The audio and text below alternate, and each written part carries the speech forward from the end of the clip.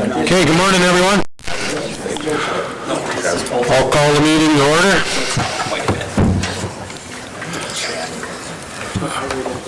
Adoption of the agenda. Is there any additions or deletions? Ms. Collins? Thank you, through the chair. We'd like to add 14.1 special council meeting under the office of the CAO.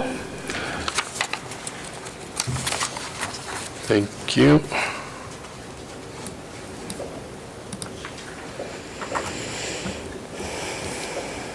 Dustin's moving with the addition. Any other questions or comments? Vote.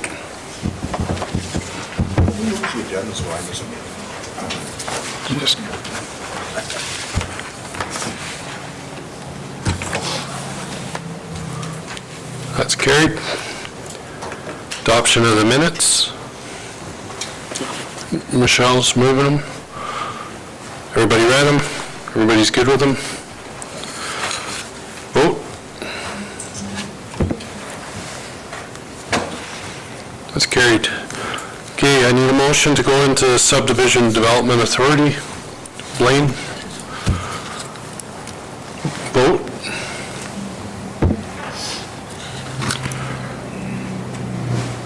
That's carried. Okay, we're going to go to 26.38, but we're going to start with Kayleen, then we'll come over to Becky. Thank you, Mr. Mayor. I wanted to provide a brief opportunity for introductions. So here to represent our applications this morning, we have Brent Domenko with Cameron Energy, as well as Samantha Brown from Cypress Consulting, and they are here to answer any questions that the Development Authority may have. So with that, I'll turn it over to Ms. Mack. Thank you. Ms. Mack. Thank you, Mr. Chairman, and good morning, Council. For this morning, we have development permit application number 26/38 for your consideration. The proposal is for the placement of a 990 kilowatt gas generator, a fuel gas skid, and Bitcoin miner. This is located at Northwest 7161 west of the 4th, which is 16129 Range Road 20. The owner of the property is Cameron Energy Corporation, and the applicant is 2783294 Alberta Limited. The property size is 7.59 acres, and it is currently zoned Agricultural District 2. On February 28th, Samantha Brown, agent for 2783294 Alberta Limited, made application to place a Bitcoin mining operation on an existing gas compressor site that is owned by Cameron Energy Corporation. The mining operation will be placed in an 8x40 metal storage container.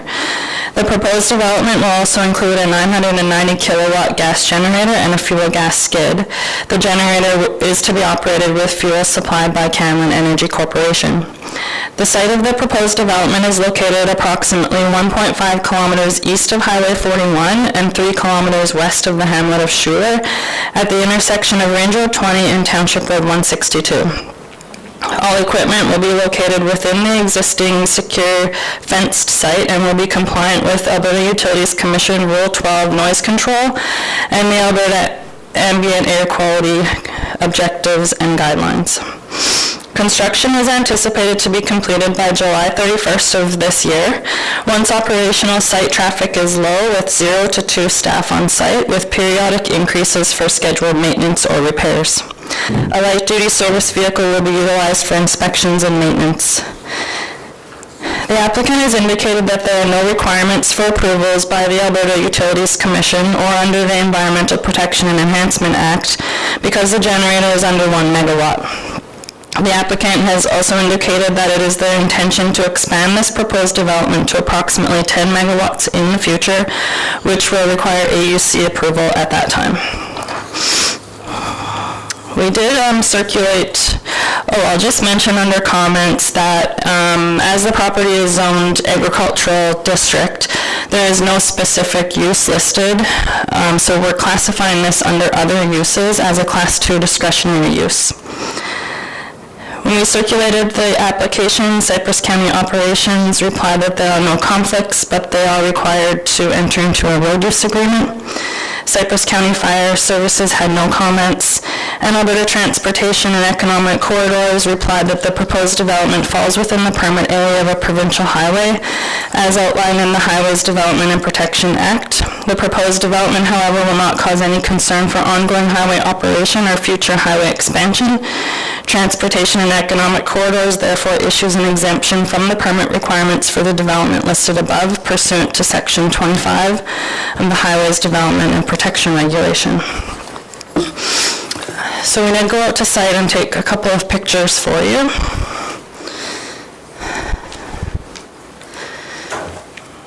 So we're looking east here towards the hamlet of Schuler, down Township Road 162, with the proposed location there. So this is the existing compressor site. We're looking south down Range Road 20. So we're looking northeast at the site. Range Road, or Township Road 162 is kind of in the distance there. And just at their entrance. And then looking north, up Range Road 20 to Township Road 162 and the proposed location in the corner. So our recommendation today is for the Development Authority to approve Development Application 2638 to place a 990 kilowatt gas generator, fuel gas skid, and Bitcoin miner. It should be noted that the Development Authority has the authority to omit, amend, or add to any or all of the recommended conditions. Mr. Chairman, 1 through 7 are standard conditions. So jump to number 8, which is all structures and equipment are required to meet the minimum setback of 40 meters or 130 feet from the center of any Cypress County public roadway. Number 9, all affected utility services must be relocated to the satisfaction of the respected utility departments. Be advised that the relocation of services is at the applicant's expense. Cypress County has not confirmed utility locations, and it shall be the responsibility of the applicant to ensure that the development does not interfere with utilities and utility right-of-way. Number 10, the developer is required to enter into a road use agreement with Cypress County and be in compliance with the terms of the agreement to protect Cypress County road infrastructure. The road use agreement is to be executed with Cypress County prior to any roads being hauled on site or any works to enter or upgrade the road right-of-way. As a requirement of the road use agreement, the developer will be required to provide security to ensure the developer meets the obligations under the agreement. And number 11, the development shall comply with all sound mitigation recommended in the provided noise impact assessment to ensure ongoing compliance with Alberta Utilities Commission Rule 12, noise control. And that is my report, Mr. Chairman. Oh, I actually have an alternative recommendation for you, and that should the Development Authority desire to deny development permit application 2638 for the construction of a 990 kilowatt gas generator, fuel gas skid, and Bitcoin miner for the following reasons, and that is that the proposed development does not comply with the purpose and intent of the Agricultural District 2, as stated in the Land Use Bylaw 2022-09, and that is my report. Okay, thank you, Ms. Mack. Does anybody have any discussion on it or want to make a motion? Michelle? I have a question, I guess. I'll move it. Is there a way I can add another condition to that? That the fence along 162 should be fixed? Because in the proposal it says that it's a secure location, yet I drove by there and that fence, I could walk right over top of it. And other than that, I'm fine with it. Sure, through the chair. I've actually drafted a condition, just had an inkling. So if council would like to add condition number 12, perimeter fence is to be repaired and maintained to the satisfaction of the Development Authority.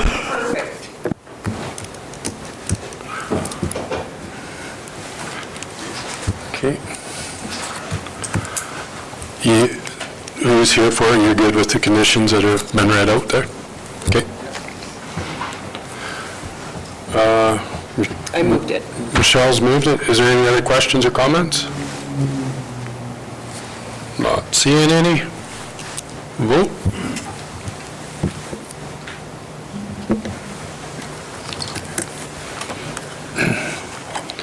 That's carried Your development permit has been approved subject to meeting the conditions which were previously discussed. The county will mail you a copy of your development permit.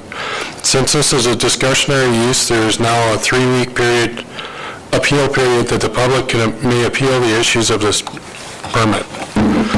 The development permit will be advertised in the Cypress County Courier for a duration of 3 consecutive weeks. If no appeals is filed in 21 days from the date of the issue, the permit will become valid at that time.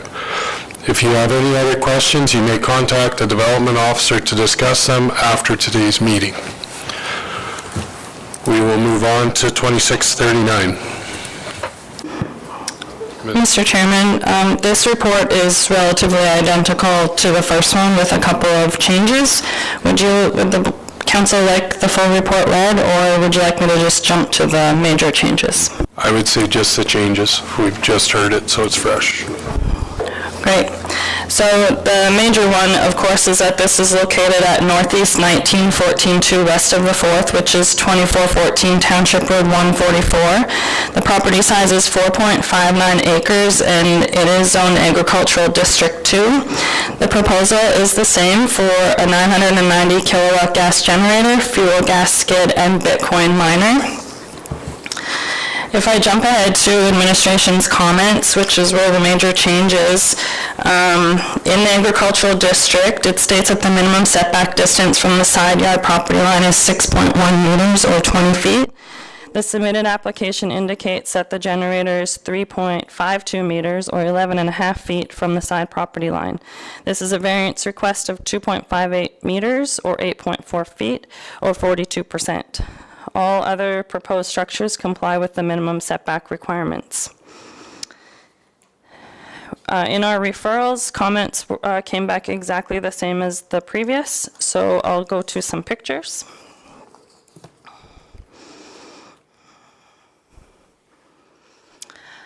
So here we're looking at the existing site, down Township Road 144, looking west.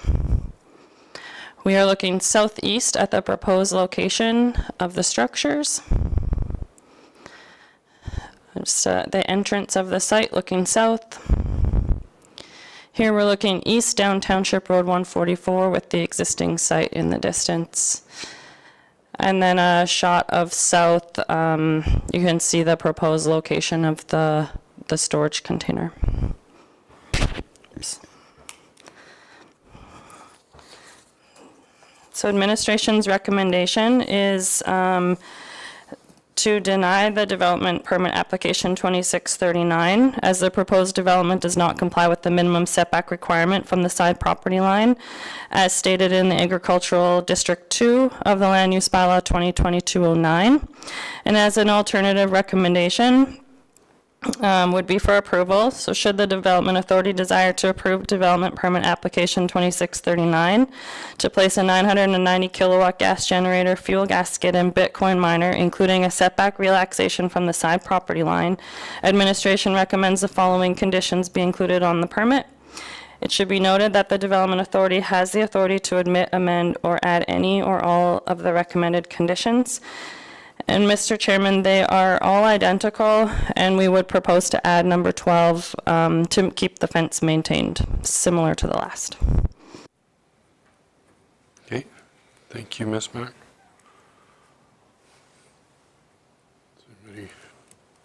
Keith? Sorry, Mr. Ritz? I move to deny this request based on the minimum setback requirements. Okay.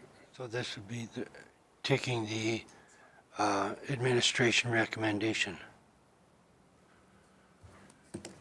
Okay, so we have a motion on the floor To deny it. to Deny it because of the setbacks. deny the application. Okay. Mr. Proctor? Does the relaxation of the setbacks affect anybody or anything in the immediate surrounding area? Through the chair, there isn't currently any neighboring houses. There is another site directly adjacent to the east, but it's, again, another oil field site, so I don't see it affecting anybody. We also didn't receive any complaint or adjacent landowner concerns.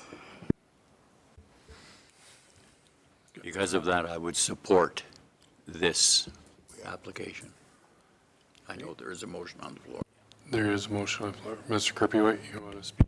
Yeah, thank you, Mr. Chair. Yeah, so I guess my question through the chair to Ms. Mack, the recommendation to deny is, I'm assuming, is based primarily on our land use bylaw and the setbacks.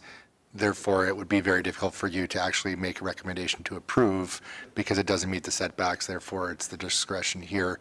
And if it were to be denied here, it would go to subdivision appeal board, or we could just deal with it now, essentially. Would that be accurate? Through the chair, that's correct. The land use bylaw has a setback. I don't have, as staff, we don't have a variance power of this size, so our recommendation has to be denial, and that's why we bring it to the Subdivision and Development Authority. Okay.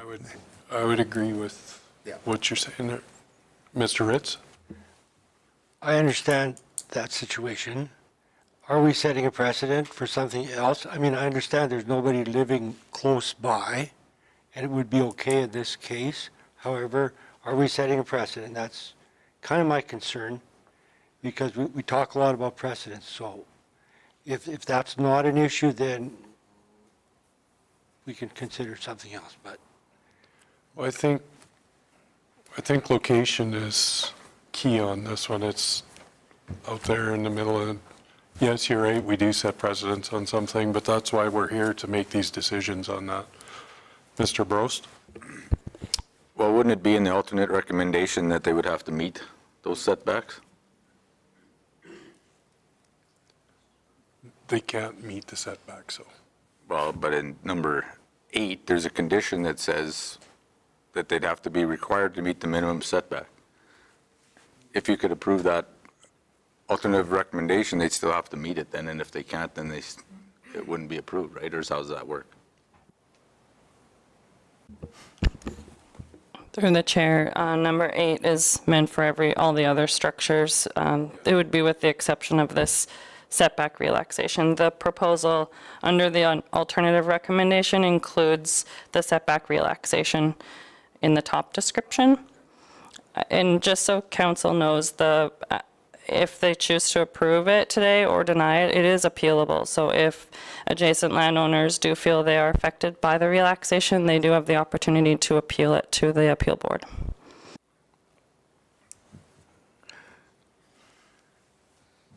Okay, so we have a motion on the floor to not approve this.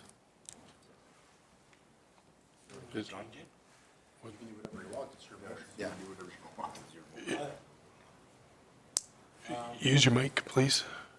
Use your mic, please. okay, I will change my motion. I will go with the alternate, that we approve it. With the 12th one added, With what? with number 12 added to it. Yeah, with number 12 added. Okay, Being just how it's out in the middle of nowhere. yeah. But I do have one question. If I could direct it to whoever. I would like to know what the noise level of this thing is compared to a compressor. Having dealt with a noise issue before, what kind of noise are we talking in an operation like this? Ms. Brown? Thank you, through the chair. Just a reminder as well that we do have the applicant in attendance. So if the Development Authority so wishes, we could have the applicant speak to the merits and rationale behind both the setback relaxation request, and then in addition to any of the noise questions that you may have as well. If you're prepared to answer those questions?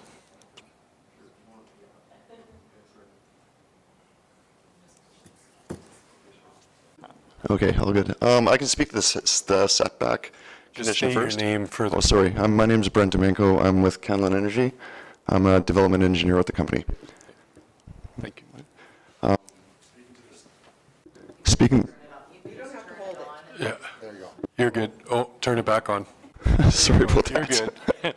It's all good. Okay, speaking to the setback, we do have some constraints on the location. When we do these sorts of developments, the first thing we do is land location. So we identify any underground utilities. In this case, there are pipelines truncating our utilization of that land coming from northwest to southeast. And so we're kind of bound inside that survey within that small triangle. So we realize the 6-meter setback, but we're also trying to maintain that 5-meter setback from that live pipeline. So that's kind of how we landed where we wanted to place that equipment. Okay, perfect. And the noise, can you... And the noise, yes. If you can bring up, I'm with Samantha. Samantha's our environmental consultant. So she's worked heavily with us with noise and air quality assessments. So, Mr. Ritz. Reitz, speaking to the noise situation, so it wouldn't be louder than the existing equipment on lease. And so when we look at the noise impact assessments, we're trying to maintain the minimum, the maximum decibel readings at the boundary line inside the noise regulations.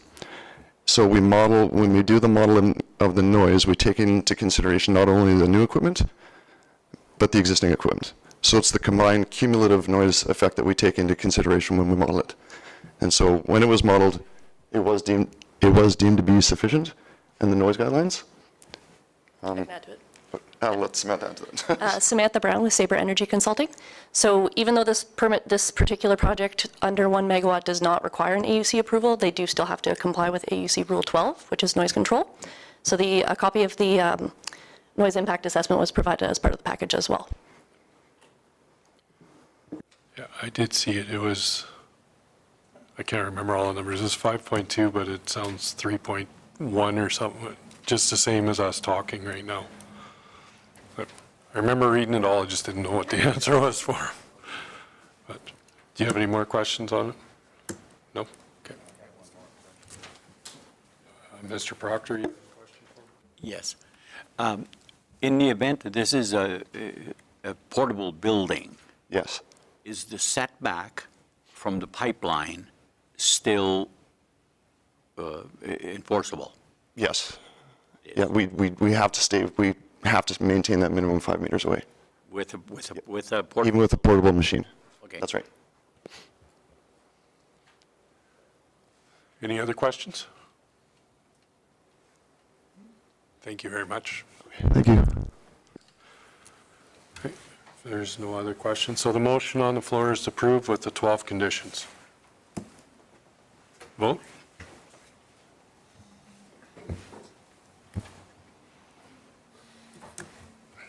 Okay, that's carried. Your development permit has been approved, subject to meeting the conditions which were previously discussed. The county will mail you a copy of your development permit.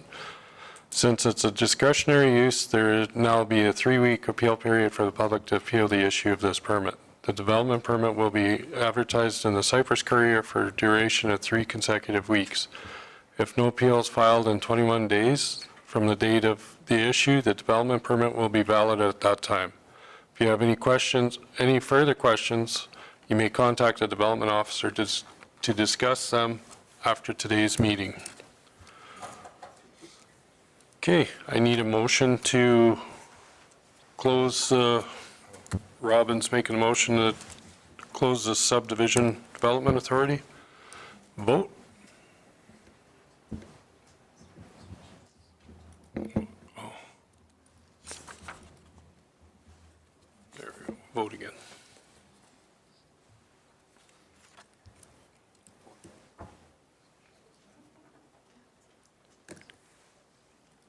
Okay, that's carried. We will take a 5-minute break.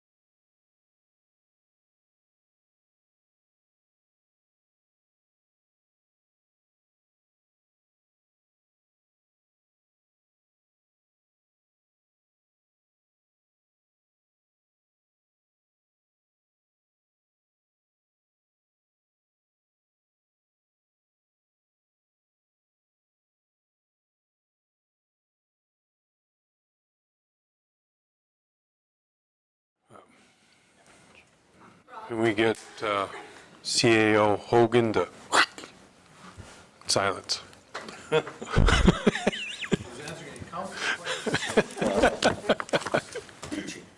Teaching, there we go. All right, everybody's back. The floor is yours, the clock is ticking. Oh, yes. Are you thinking I'm going to be long-winded? I heard rumors.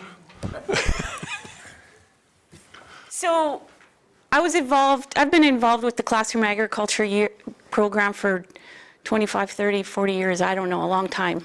I was a lot younger too. So it's been taken over now by Agriculture for Life, and we're just not getting the classes signed up that we used to get. We used to get like 20 classes, and now last year we had 1 or 2, and this year we got like 4. So it was one of our members at large, Kyle, who suggested that we do it with Cypress County instead. So this is kind of this clicker I use. So we want to bring more. There, look at that. So we want to create a Cypress County Agriculture for Kids Club.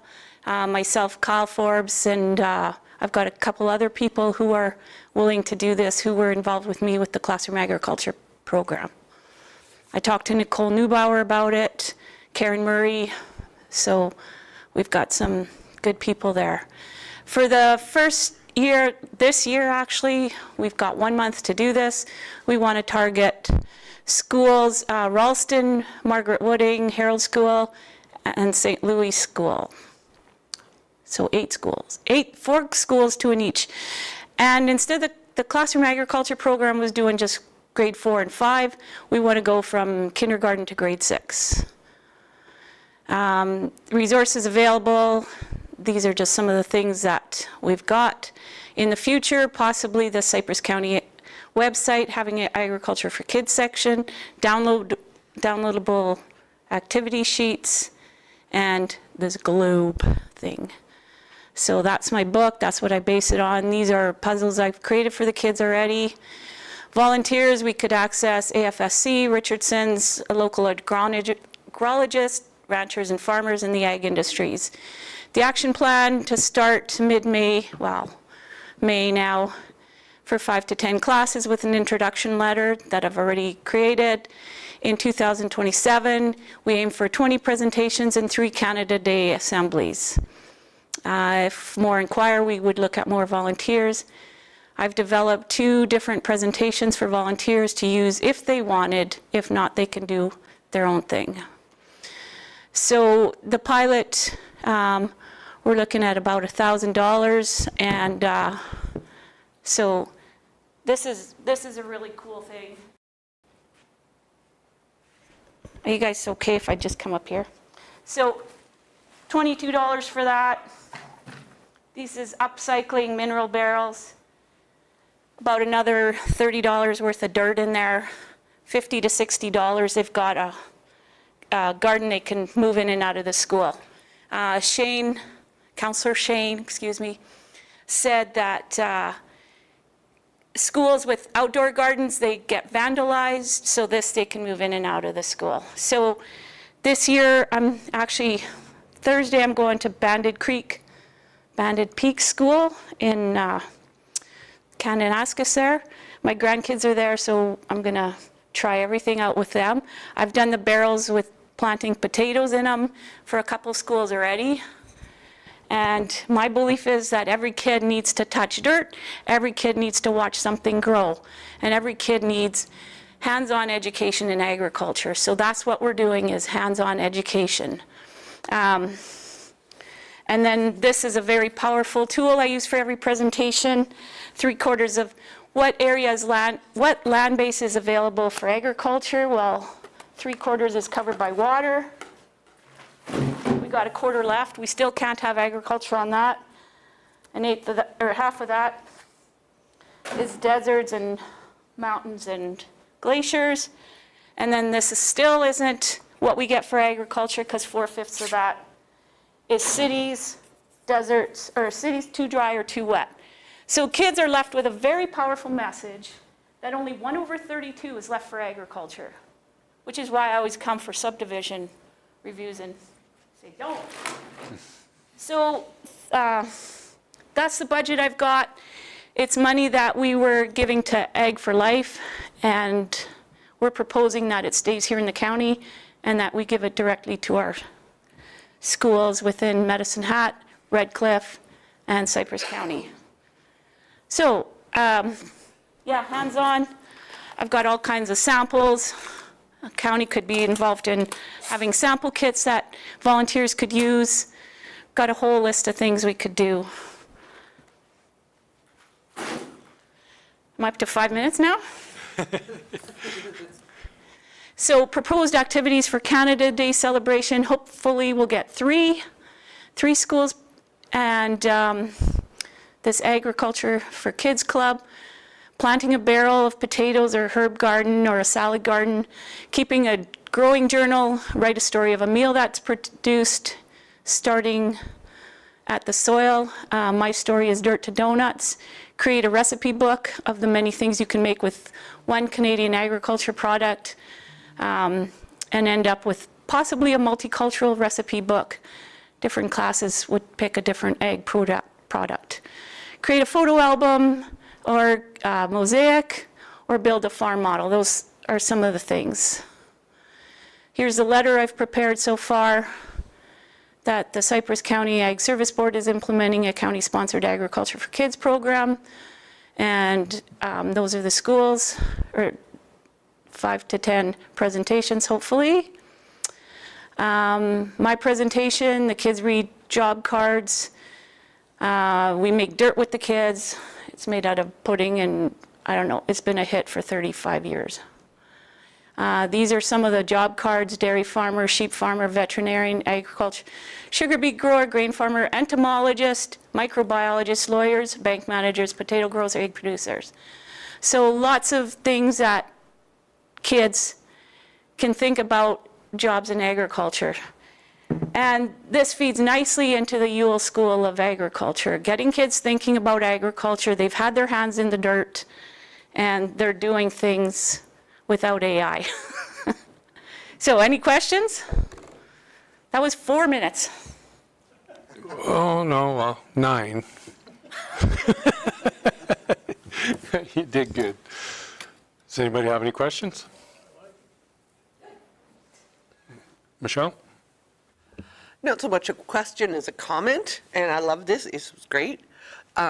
I grow tomatoes in those all the time, and you can recycle bottles, so you don't need as much dirt, and they don't get as heavy if you fill the bottoms and then stick a piece of PVC pipe down to water them from the top.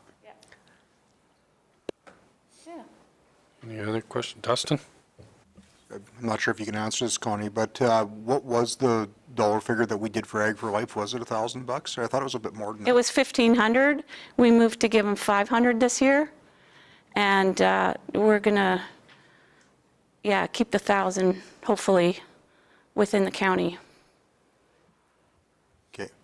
So I guess the question I would have for staff then on this, can I ask that here, or should I ask it after? We're going to debate this in 11.2. So, just if you have any questions on the project today. Questions? Same thing, I'd just like to make a comment. I'd like to congratulate Connie and Kyle for their initiative in coming up with this program. I think it's well beneficial for our city kids to learn more about agriculture, and I acknowledge your passion for agriculture, and thank you for that. Thanks. Nobody else? Or anybody else? Thank you very much. Oh, go ahead, Gary. I was just going to ask her, those little carts that you have there, how many of those would you require? Well, depends how many. Oh, for this year? Probably 6 or 8. Give me a call. Give me a call later. Why, are you gonna make them for me? I got a whole bunch that I don't use. Well, there you go. I got my mineral tubs there, I got my carts there. Okay, make Oreo cookies? Yeah. I can eat them. Okay, thank you very much. All right. We will move on to, where the heck am I? 5.1. FCM, Robin, or Mr. Kirpyway. I'll present this one you and then present turn this it one. over. Yep. Thank you through the chair. Before you, we have to rescind the resolution for the endorsement of the FCM Board of Directors election. So at the April 7th meeting, council passed a motion allowing Council Kirpywhite to run for the election of the FCM Board of Directors.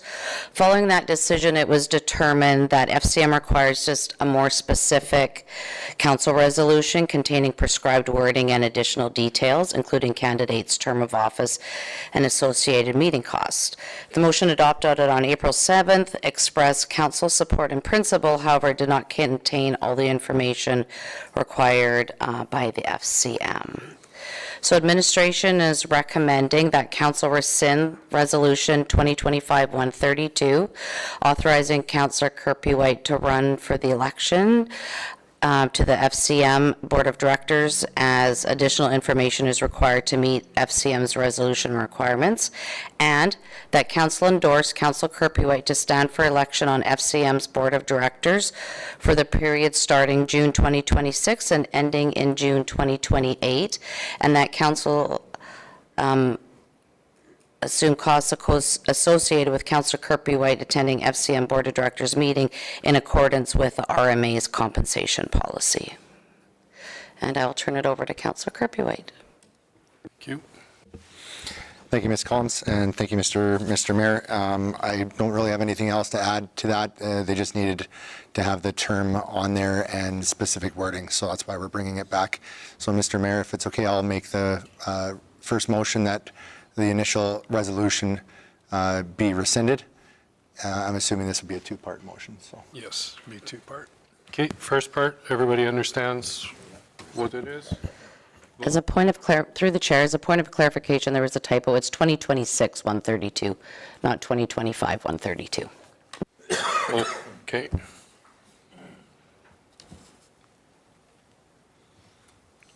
Okay, any questions on it? Vote.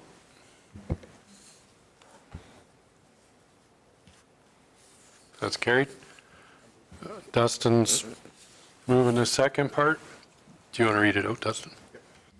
That council endorse Councillor Kirpywhite to stand election on FCM's Board of Directors for the period starting June 2026 and ending June 2028, and that council assume all costs associated with Councillor Kirpywhite's attendance at the FCM Board of Directors meetings in accordance with RMA's compensation policy. Any questions on it? Vote. Carried. Okay, we're on to 7.1, bylaw 2026-08. This is I got the second. Oh, sorry. No, it's okay. Thank you, Mr. Mayor. This is the, I guess, well, I made the notice of motion, so I'm trying to find the right wording for what this would be. This would be the business coming from the previous notice of motion. Having had conversations with our CEO in the past few weeks, the reason why I'm bringing this motion forward is that it would allow for ratepayers that are along, maybe beside existing county infrastructure, water lines, something like that, that would give staff the opportunity to come back to us with information and perhaps a policy that would give our ratepayers a bit of a guideline on if and how they could potentially tie in. In the past, that hasn't always been something that was possible, but having had this conversation, the motion that I'm going to make is that council directs administration to prepare a report for September. I'll add that in there, outlining options, considerations, and potential long-term policies for private property owners adjacent to existing water lines and or to access that infrastructure. Okay. Mr. Brost? I like the idea. I guess my only comment would be, so we're just allowing or having administration look into the project, but there's no guideline or barriers set up as far as distance or anything like that. We'll let them kind of cover that? Yeah, I think like currently we have nothing in place at all. It's just a, no, you can't. In this situation, we'll give staff the opportunity to look at, what we have. I think they'll actually be able to utilize that water master plan that we put together years ago, access that, and then, perhaps look at other municipalities and what they may or may not do, and then kind of start to create a bit of a framework, and then we can discuss that when they present it. Yeah. You made It's a it? motion that Robin read up. Yeah. Mr. Kirby, sorry. Mr. Ritz. This water infrastructure, that's county-owned water infrastructure only, right? Yes. Okay. Any other questions? Get them to repeat it. No. You can't vote on it. Okay, vote.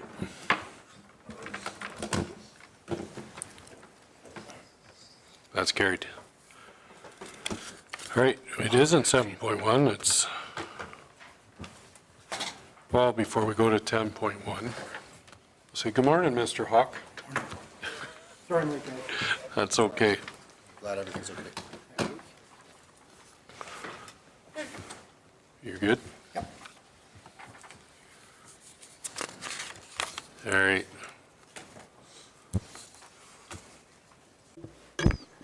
Floor is yours. Good morning, and thank you to council. I'm here to present the 2026 first quarter planning and development stats. So in the first quarter of this year, planning and development has had 7 subdivision applications. We've had 3 land use bylaw amendments, 9 municipal address signs have been ordered, and 1 SDAB appeal has been filed with the county. During this same time, though, Planning and Development has opened 11 enforcement files. 3 of these files have been resolved. 6 of them we have contacted Planning and Development and are continuing to work with administration. And 1 stop order was issued and is part of that resolved stat. Through the first quarter of 2026, Cypress County has received 63 development permit applications. Do want to point out, just on the chart there to the left, there is an abnormal amount, and that was 17 of them were for a solar project, and that's really why it looks a little bit skewed. And then just below it, we do have the development permits per ward, and again, they are skewed a little bit because of how many were in Ward 1. Total development from January 1st to March 31st is roughly about $366 million. This does, again, a little bit, tells a little bit of a different story because $350 million was for that solar project, which was approved in this first quarter. Just below that, we did take out the solar project, so we can look at roughly what our development stats are without that. And we do see that the development was slightly higher in February, while our permits were actually higher in March of this month. We had more permits, but less value. Next page, or the following pages, again, are the development permits that were approved or denied by the development officer, broken down per month.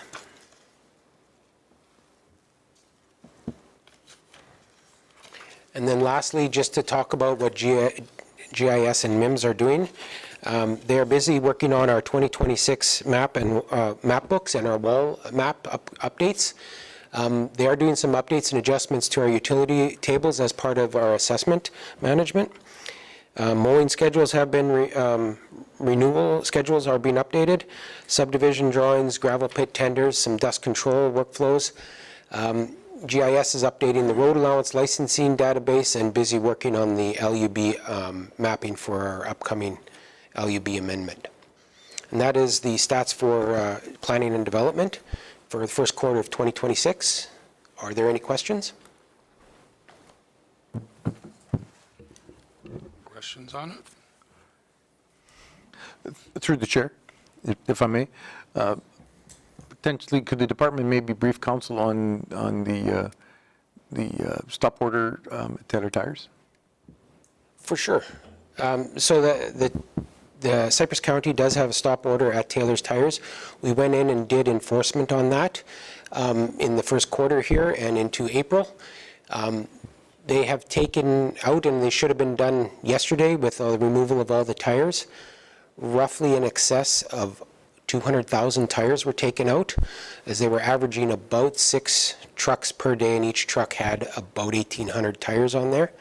It's been phenomenal amounts of cleanup, and the changes out there are awe-inspiring, to be truthful with you. I never thought I would see that.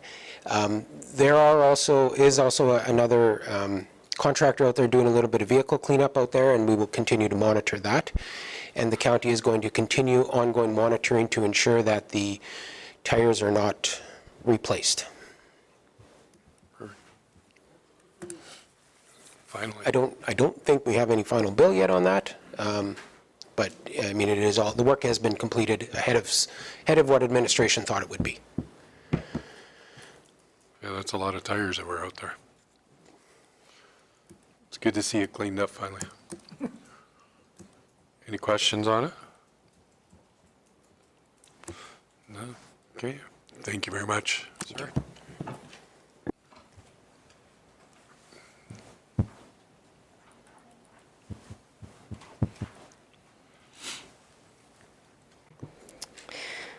Okay, thank you through the chair. I'm pleased to present the economic development update for the first quarter of 2026 on behalf of Ms. Cash. I will do my best. So New Year has gotten off to a very busy start. Won't get into every initiative that's underway, but a few highlights coming out of Q1. In late 2025, Cypress County established the Economic Development Strategy Task Force. This group was formed to provide insight, recommendations, and strategic guidance in support of the economic development strategy, which was previously approved by Council. The task force work focused on assessing current economic conditions, identifying opportunities for growth, and recommending actions to strengthen the county's economic development efforts. We've now concluded the task force meetings and look forward to bringing a report with findings and recommendations to Council in the coming weeks. We'd like to take opportunity to thank all of our task force members for their valuable contributions. It's been encouraging to see their continued interest in supporting implementation, and we look forward to exploring what this ongoing collaboration may look like in the future. In addition, we launched the Cypress County rebranding project. To date, the rebranding has included participation from both council and administration through discovery sessions. We are currently at the stage of public engagement with surveys that are now open for the public to enter information, and we're gathering community input. The county was also successful in securing a labor market partnership grant in excess of more than $200,000.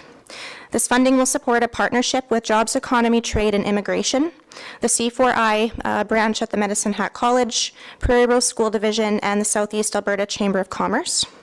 The initiative will focus on identifying viable value-added processing opportunities within the county and to align workforce development efforts to support this growth. We look forward to providing updates as this exciting partnership continues to progress.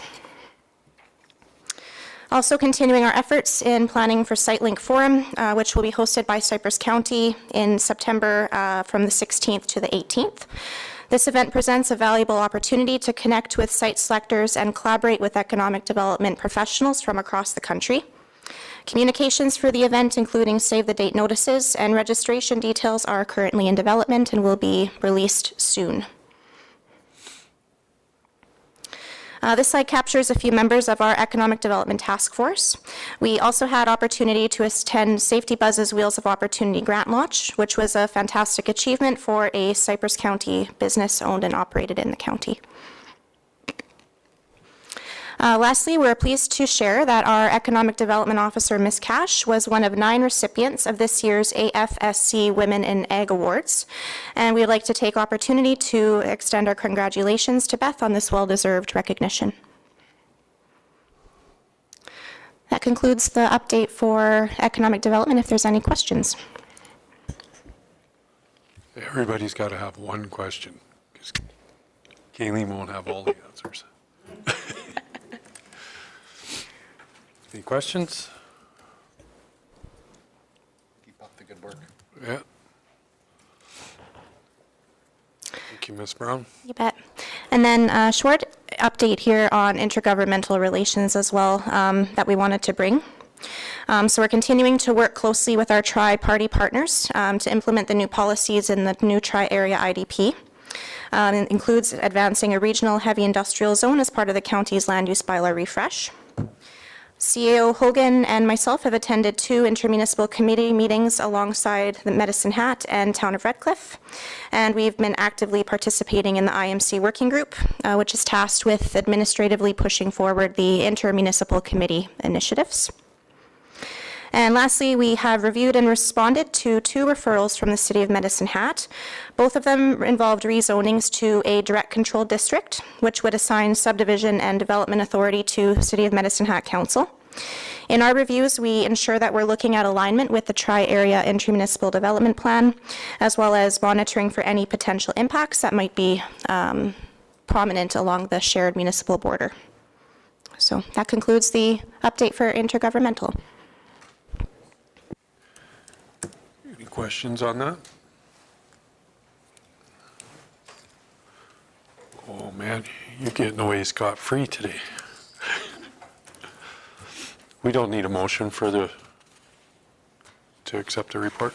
As Peter would say, you can't unhear it. Yeah. So we're up to 11.1, community services. Correct? Or are we? Yep.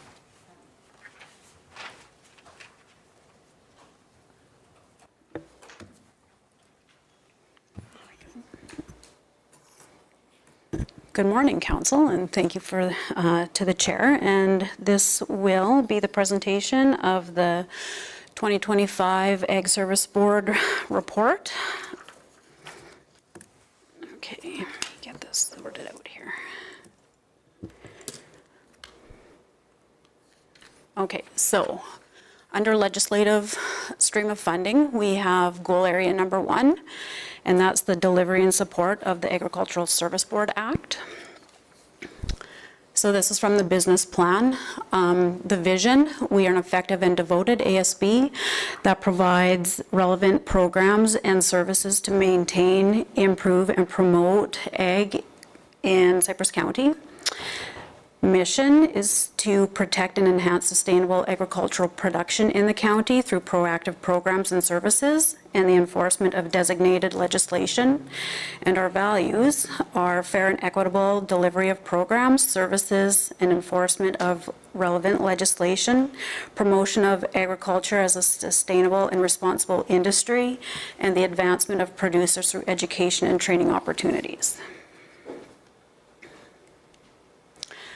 So the duties of the Ag Service Board are to act as an advisory body and to assist the council and the minister in matters of mutual concern, to advise on and to help organize and direct weed and pest control and soil and water conservation programs, to assist in the control of animal disease under the Animal Health Act, to promote, enhance, and protect viable and sustainable agriculture with a view to improving the economic viability of the agricultural producer, and to promote and develop agricultural policies to meet the needs of the municipality. And that is directly from the Ag Service Board Act.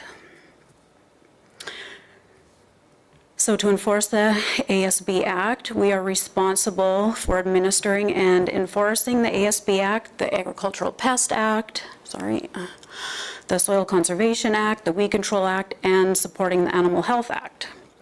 Cypress County's ASB strives to provide the ratepayers of this county with proactive agricultural and environmental services and programs not generally available locally. As part of the ASB grant application process, a 5-year strategic business plan is developed outlining goals and objectives for upcoming years. This plan provides staff with a document to establish priorities and activities to assist in the execution of our programs and services. 2025 to 29 is the current grant cycle, and this includes legislative, resource management, and RAC control streams of funding. So last year, in April, the presentation was made again. An ag fieldman was employed. We had 6 ASB meetings, and there were no extreme cases of land so infested with weeds that it needed attention. So grants that we received, $204,000 in total for the ASB grant. We get $8,000 for biocontrol on bed and shore along the South Saskatchewan River and creeks in some cases if we choose to put them there. We had $8,400 for summer students last year and $459 for recycling grain bags and twine. So it was our turn to host the South Region ASB Conference. This was in the Cypress Hills at Eagle's Nest Ranch on October the 8th. The South Region takes turns, of course, hosting each municipality, so it'll be our turn in about 17 years.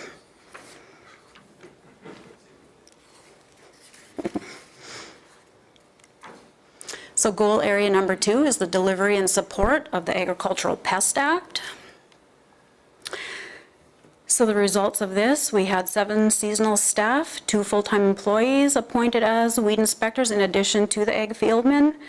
We inspected 4 canola fields, and that was surveyed for clubroot, blackleg, and sclerotinia. 12 wheat fields were surveyed for fusarium, 1 potato field for bacterial ring rot. There were 94 sites for grasshoppers. We participated in the provincial Dutch elm disease survey with 7 traps, diamondback moth survey with 4 traps, and Bertha armyworm had 4 traps. The brown bait applicator was used twice for control of grasshoppers. Skunk traps were used by 3 people, and we had 2 reports of wild boar in the county last year. Neither were confirmed. Nobody even spotted the first one, which was south of the Cypress Hills, other than the initial call, and apparently that was just people traveling through. And the second one was a little domestic pig that unfortunately looked like a wild boar.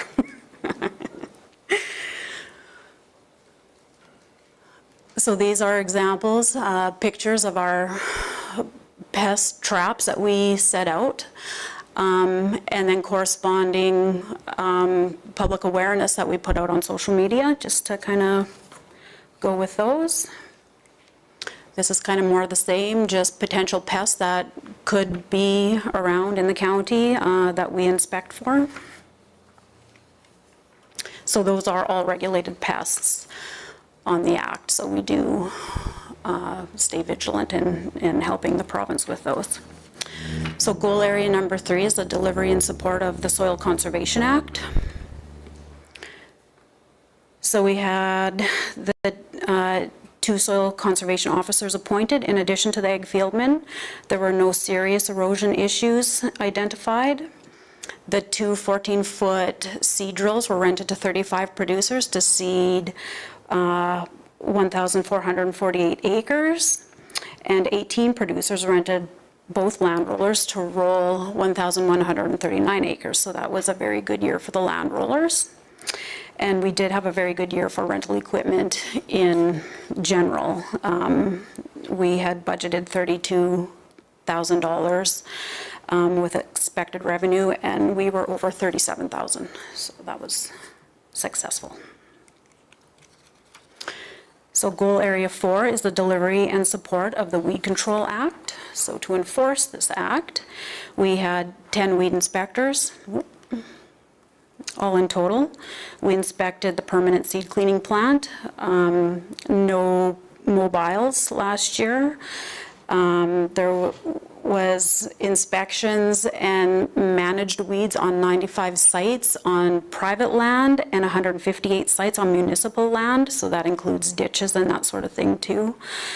Many hours were spent hand pulling and digging regulated weeds and other invasive plants. Weed inspectors map most locations of regulated weeds.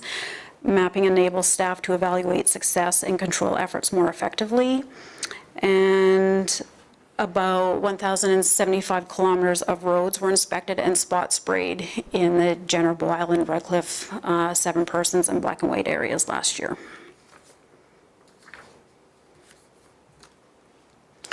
So this is a map of the 2025 spray data. So this would include what the 2 big spray trucks sprayed and all 3 Kubotas. They all have mapping capabilities, and handguns don't, so that is not reflected in the map. So this is weed inspections that the weed inspectors would have mapped. They don't bother with roadside and stuff like that because what the trucks are mapping during their spray, it doesn't make sense to go map that just for mapping purposes, since we have that data already. So these are noxious weeds that must be controlled, and some that we are dealing with. So scentless chamomile, black henbane, we're finding more and more of that in recent years. Field bindweed's bad one, and baby's breath, of course, is bad in certain areas. So they have to dig that generally in the highway, so that's a good rainy day project. Here's some more. So hoarcress, downy brome, Japanese brome, Dalmatian and yellow toad flaxes, hound's tongue, common tansy, and burdocks are all some of the species that we look for and deal with if we know they're there. Prohibited noxious weeds, so these must be destroyed, any living or reproductive parts. Yellow, pale yellow iris, that was new last year in a creek, so that will get dug out and monitored for any further plants. Flowering rush is all over in the river, and it's not really our thing because that's provincial, but unfortunately that's throughout, like coming from Calgary. Nodding thistle we have, and we're trying to manage that. Russian knapweed, spotted knapweed, and diffuse knapweed, those are problematic in gravel pits and many other areas, and of course our new salt lover, so we're going to work towards that this year.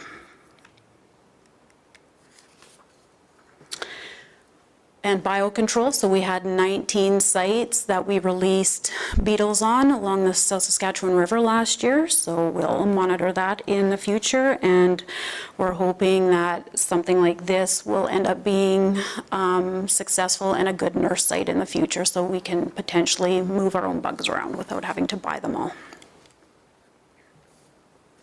Weeds of concern, so a few here that we often get calls about. German status, that's been on our radar for several years, and we go and dig out many bags at that same location every year.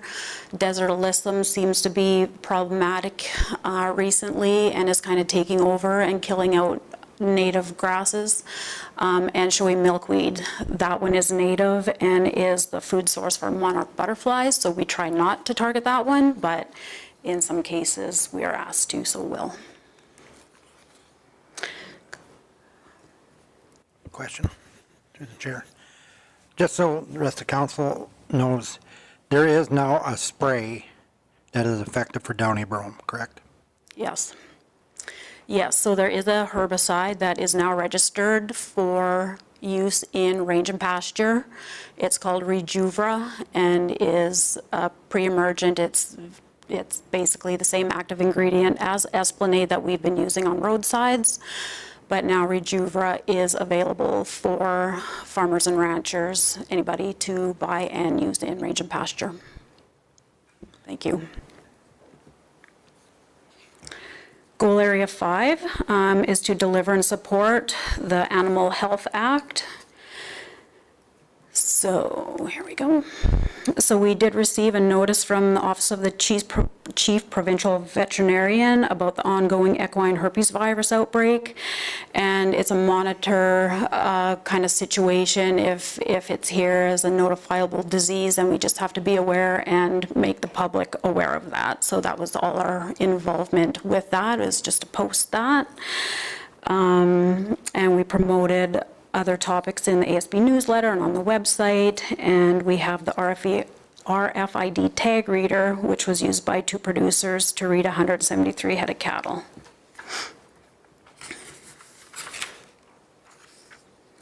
Goal Area 6 is to support of outreach programming for legislation. So we promoted legislation, the AFB information and outreach for each act was promoted on the website and social media, so links or fact sheets, articles, that sort of thing.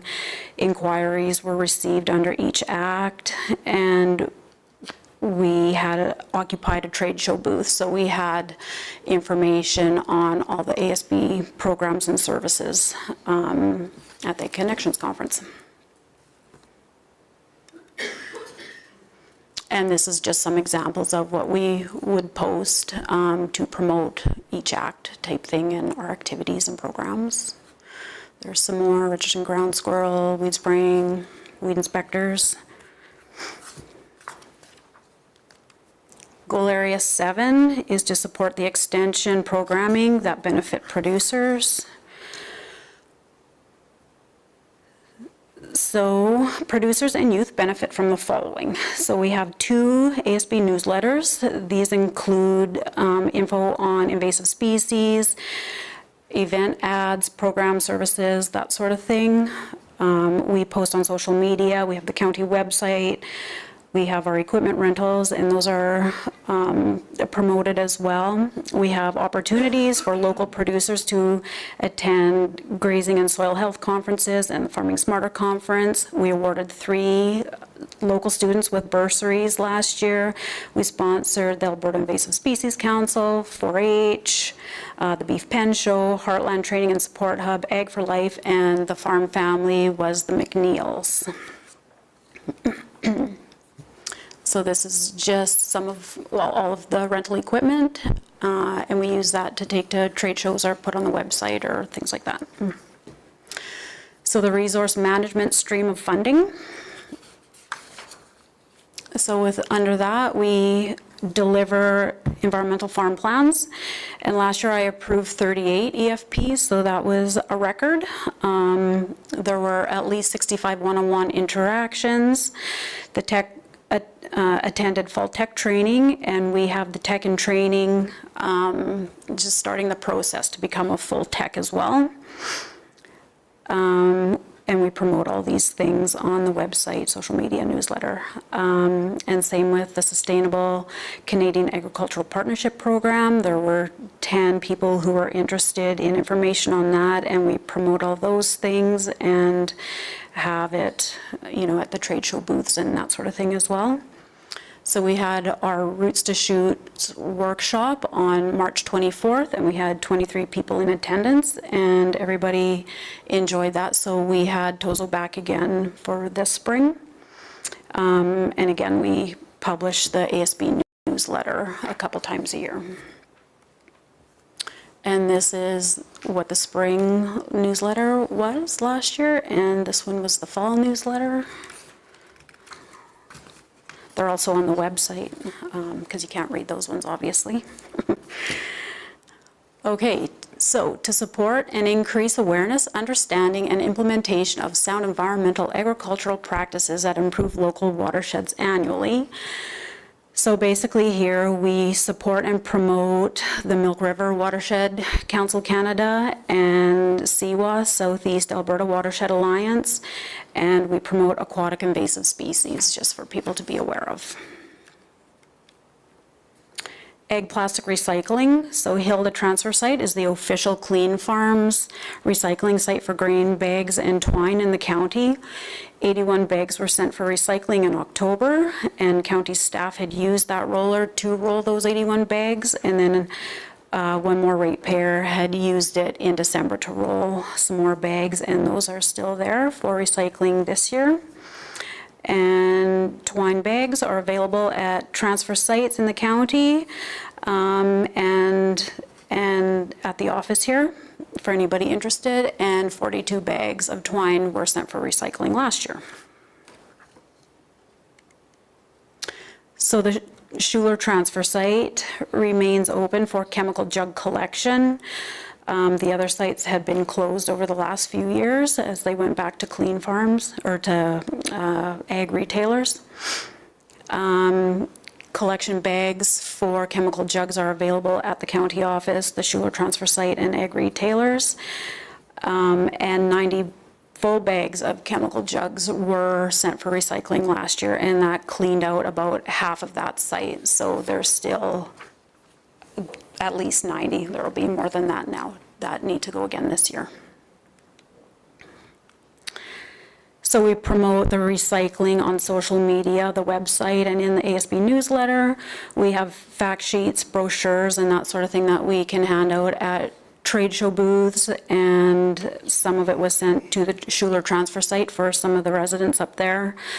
And there were inquiries about disposal of old and used products that are no longer available, like can be used or whatever. And we participate in that program, but there was no collection event in 2025. So the rat control stream of funding. So spring and fall rat inspections were conducted at 257 sites in the rat control zone. There were no signs of rats or rats found there. And we had a tailgate wrap put on the new ag truck, and that has the new Rat on Rats campaign. So that's kind of cool. And we had 2 conversations pertaining to the rat control zone with documentary filmmakers, one from Calgary looking to write a book, and one from London, England. So that was fun to try and coordinate a time. And we had 4 calls of potential rat sightings in the county, so we take these seriously and we'll go and investigate and look for signs. This is often what we get pictures of. What's this rodent? And this was a pocket gopher, and then little holes. If there's no scat or other signs, then we're confident that it's not a rat. And that's it. This picture was taken by Braden Bodine as they were out climbing river hills looking for salt liver. Is there any questions? Michelle or Ms. McKenzie? Thank you, through the chair. I'm curious. Last year, there was an issue with a ratepayer who has land in Alberta and Saskatchewan taking chemical jugs to the Schuler transfer site.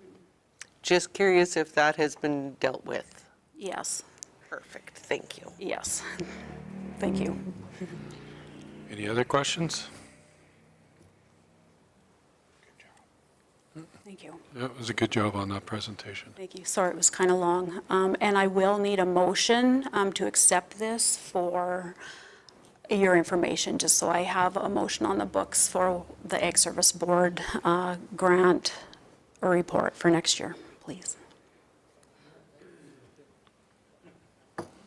Shane had his hand up first. Mr. Hawk is moving that motion. Questions? Vote.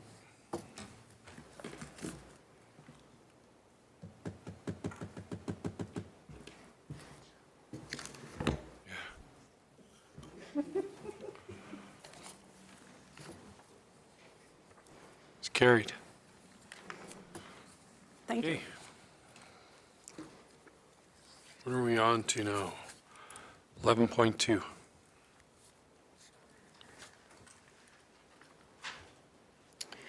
Okay, thank you, Mr. Chairman. So this is for the Cypress County Agriculture in the Classroom pilot project that you guys heard about from Connie Kapler there earlier. So we are, okay. Okay, sorry, I know, am I jumping the gun?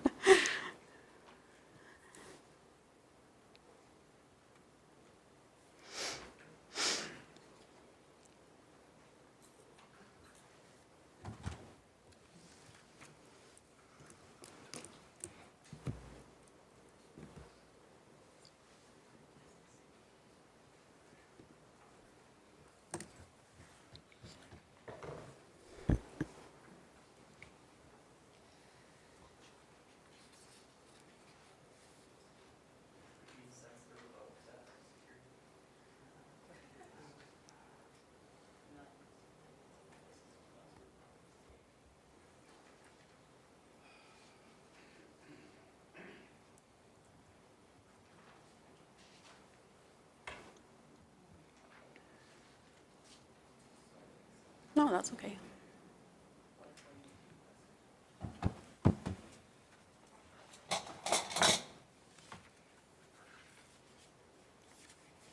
Okay. So council is presented with a proposal from the ASB to include a Cypress County agriculture in the classroom pilot project to ag services programs and services for this year. So as Connie had mentioned, in the past, the ASB has supported organizations who have delivered the classroom agriculture program, CAP, to schools across Alberta. CAP has been around for approximately 35 years, and that program has undergone changes in who administers and delivers the program.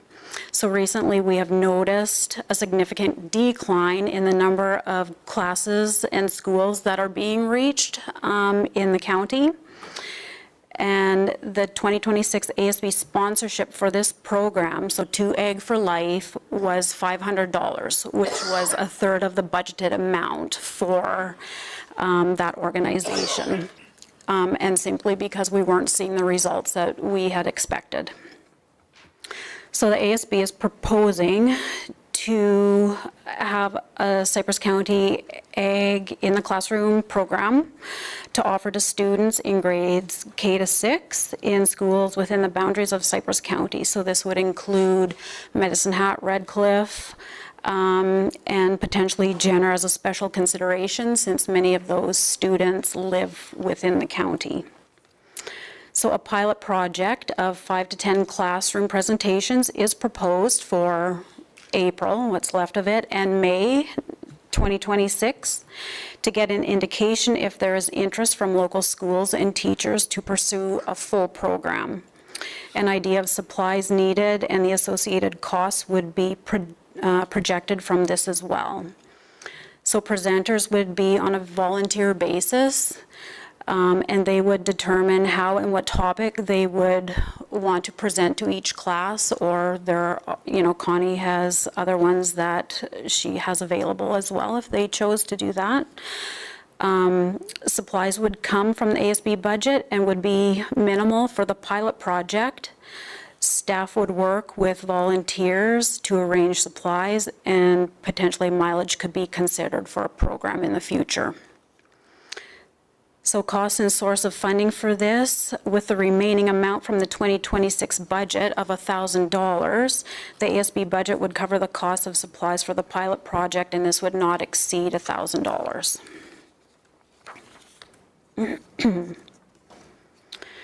So a program such as this falls within the duties under the Ag Service Board Act and our strategic business plan and the provincial ASB grant and report.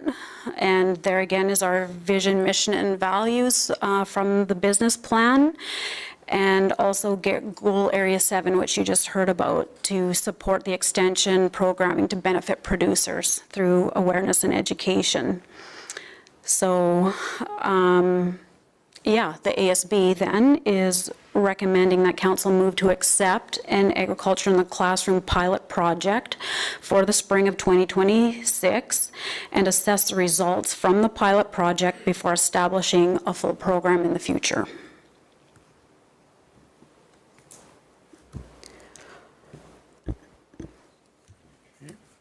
Oh, I got a whole bunch. Yeah, you had something before when the presentation was there? Yeah, that was a good one. Go to Michelle first, or you? It was just where was the funding was coming from the ASB budget, correct? How much extra funding is there in the ASB budget, or your contingency, I'm guessing? So we had budgeted $1,500 for Ag for Life for programs like this, and CAP specifically, and like they offer spuds and tubs and things like that. And the ASB had decided to sponsor them $500 only, so there is $1,000 remaining for that. So that was the intent, is to use that to do a pilot to see how it would go, and then adjust budget for 2027 if it was going to be determined to go ahead with a full program. Michelle or Ms. McKenzie?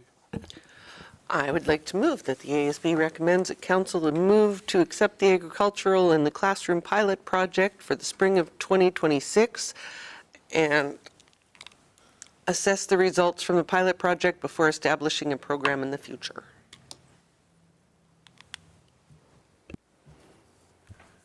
Okay, and that's not to exceed $1,000. Not to exceed $1,000. Mr. Kirpiwait? Thank you, Mr. Mayor. I'm looking more for clarity from administration on procedurally wise. Like I recognize that we're reallocating funds, which is perhaps why this is a council decision, not just going straight through ASB. In the fall, what stops this from just being managed through ASB? And like, are we signing off on budget based on line items and projects as council when approving the ASB?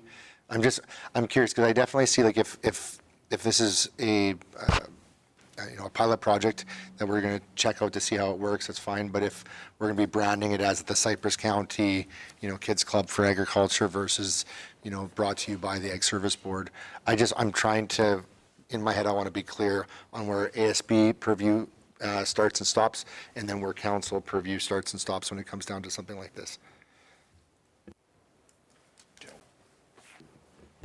Cartwright? Oh, or Miss, they're in stereo here. Yeah, well, thank you through the chair. I think that one of the reasons I recommended was because, as you noted, it was a change in what the budget, when it originally was for the Ag for Life program, that sets basically kind of service level standard of how we'd be delivering that project. And now with doing it sort of internally or with our own volunteers and potentially with support from our agricultural services department, wanted council to approve that service level change. I think for future, so if the program's successful, and I think ASB would be, as an advisory board to council, would be in a good position to determine whether the program is successful. And then as part of the 2027 budget, we would have a specific line item in for that program if that is of ASB's recommendation that program continue. And then council at that point would have the ability to approve or not approve that specific budget. So, thank you. As a follow-up to that, then, is it a service level item because we're self-performing versus if ASB were to say we want to do this, but we're going to put this out to tender and have our volunteers put forward their presentation, and then they're contracted by ASB, does that become less of a service level than because like, I think I hear what you're saying, because if we are self-performing, it's a county-delivered service, whereas if we are giving a grant to the third party, it becomes something that we're supporting. Am I correct in understanding where you're kind of coming from on that? Probably. Sorry, through the chair.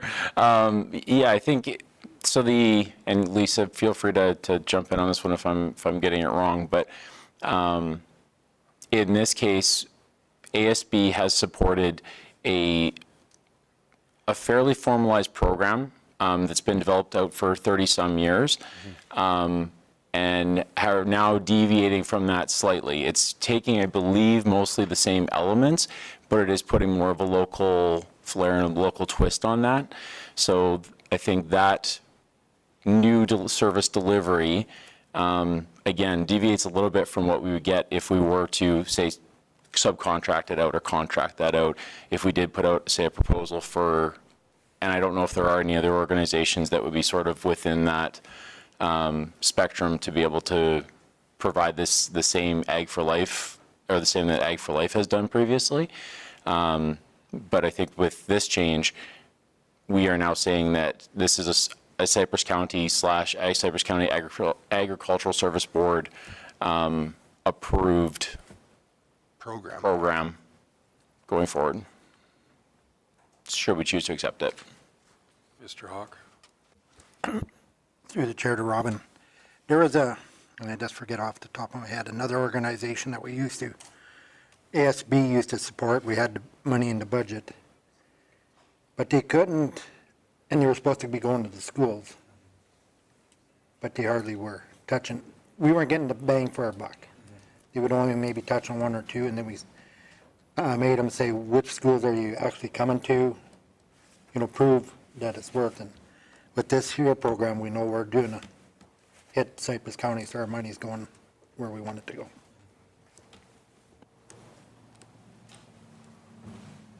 Any other questions? Do you have enough clarification? You're good? Yeah, I think that ultimately where my head is at is we've got a pilot project that's going to go. I would, I sat through the last I watched the one ASB meeting online and participated in the last one. And so I'm familiar with what Deputy Mayor Hawk is referring to with regards to the previous program utilization.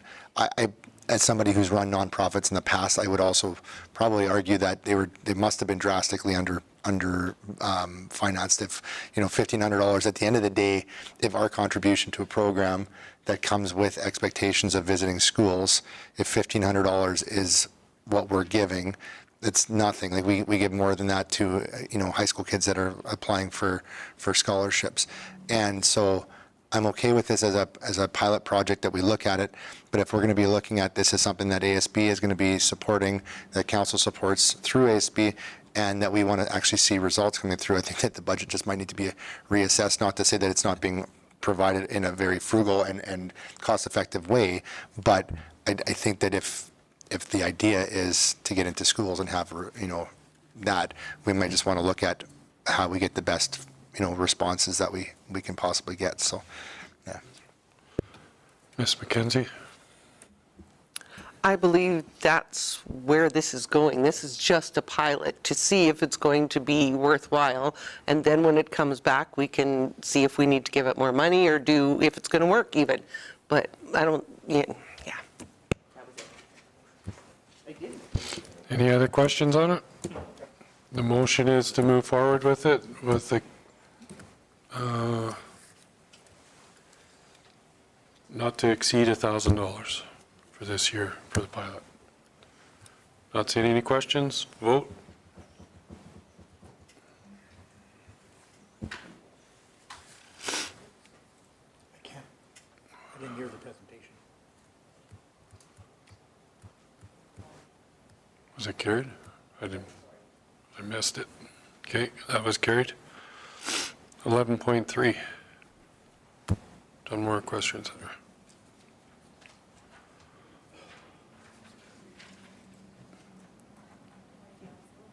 Your mic isn't. There you go. Through the chair, I'd like to present a proposal to match funds on behalf of the Dunmore Equestrian Society for a federal grant, the Enabling Accessibility Fund. So the proposal is that council approve matching funds for up to $38,000 for the Dunmore Equestrian Society's 2024 application that was revitalized by the federal government unexpectedly on April 10th of this year. So in 2024, they applied for the federal grant and they did not receive the funding. The application for the project was valued at $151,000 and included accessible parking spots, automatic door openers, and an accessible drop-off area at the indoor arena. Subsequently, Dunmore Equestrian moved on to other projects and no longer has the funds available to meet this matching requirement from the federal government. The grant committee advised that if they can raise 25% of the project total in matching funds, which is equivalent to $38,000, they will be reconsidered for grant funding. The DES is asking the county if they will cover this cost on their behalf, since the ultimate benefit to the facility and its patrons is so significant.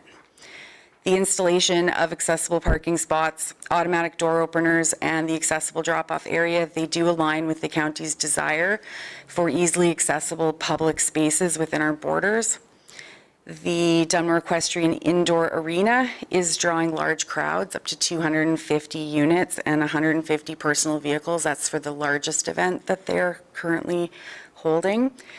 So having clearly defined accessible parking spaces and a drop-off area would create easier and safer user experience for patrons with disabilities wishing to enjoy the events at the facility. Paving the parking lot also has the added benefit of assisting in dust control, which is a problem in the exposed area. The cost and source of funding would be the Recreation Reserve Fund. This decision does align with municipal legislation to provide high-quality, safe, and affordable services and amenities, as well as the strategic plan to continue to provide effective planning, agricultural, public works, and fire safety services. Administration recommends that council approves funds up to $38,000, which is equivalent to 25% of project cost, to meet the matching requirements on behalf of the Dunmore Equestrian Society on the condition that they are successfully awarded funding through the Federal Enabling Accessibility Grant. Council options are to move the recommended action or to direct administration accordingly. Thank you. Dustin? I'll move the recommended action. Okay. Any questions or comments? Ms. McKenzie? Just curious, through the chair, what if this grant doesn't go through, what happens to that money? Does it come back to us or does it stay with them? Okay, that's what I thought. Thank you. Any other questions? Vote.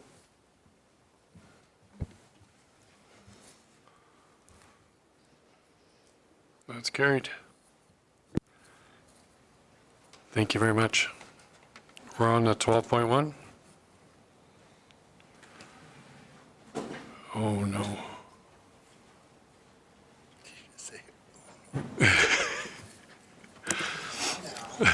Everybody get a Red Bull?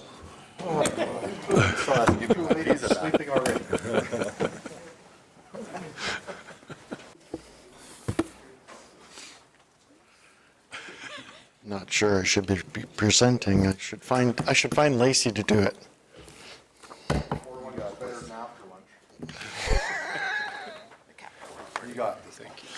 Okay, through the chair, I'd like to present Corporate Services Q1 report. I'll be presenting the financials and the finance activities. So to start, I guess. So we'll just go through general government corporate services. We're about the same place as we were last year at this time with regards to revenue. And with regards to expenses, the difference in obviously administration, the $200,000 difference is a result of more positions in corporate services. There's two positions in my shop, actually 3 positions because Mr. Chartrand has come over from Fleet into our shop, and he handled actually quite a bit of the purchasing activity while we were in search of a purchasing coordinator. With that said, we've hired a purchasing coordinator. He lives in Dunmore, so his commute is very, very short.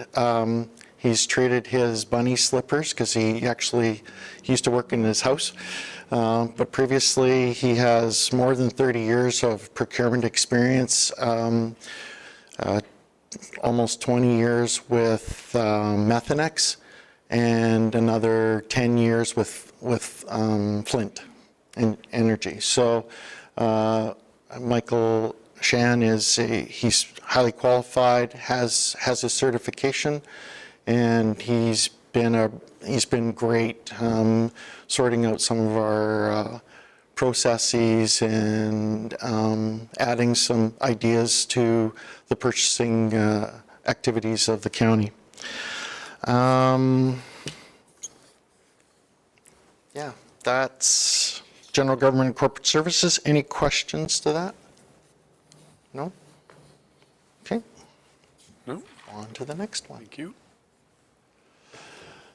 Community Services, this is Mr. Cartwright's area. So fire revenues just down slightly from last year. Not as many activities that can be billed out, and hence that's part of the reason why.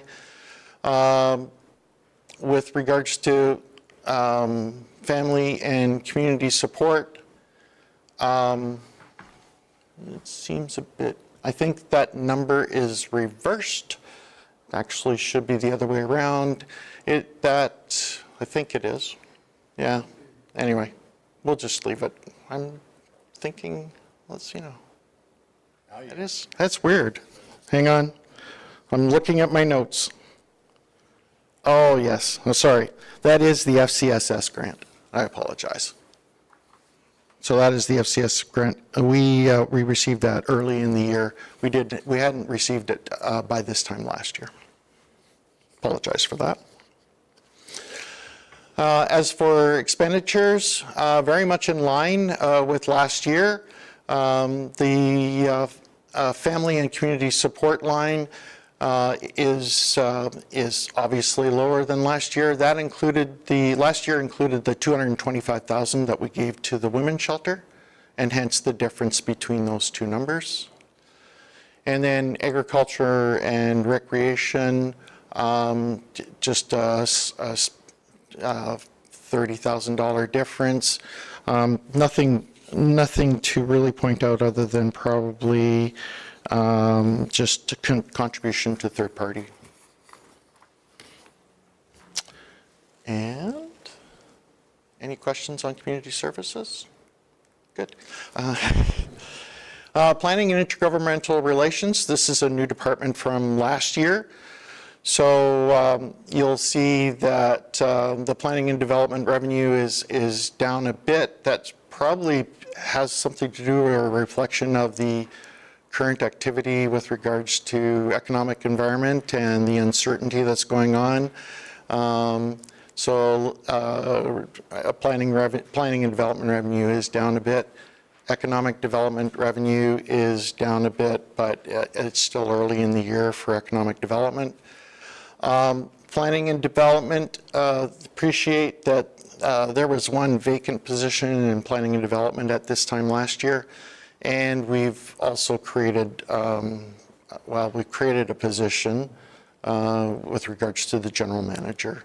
So that has contributed. So we had one vacant position from last year, and then the general manager, and then of course the hiring of a new planning officer at the beginning of this year. And economic development, really virtually no change. Operations, it's with public works, so from a revenue perspective, pretty much in line of last year where we're at. There's really not much to say about that.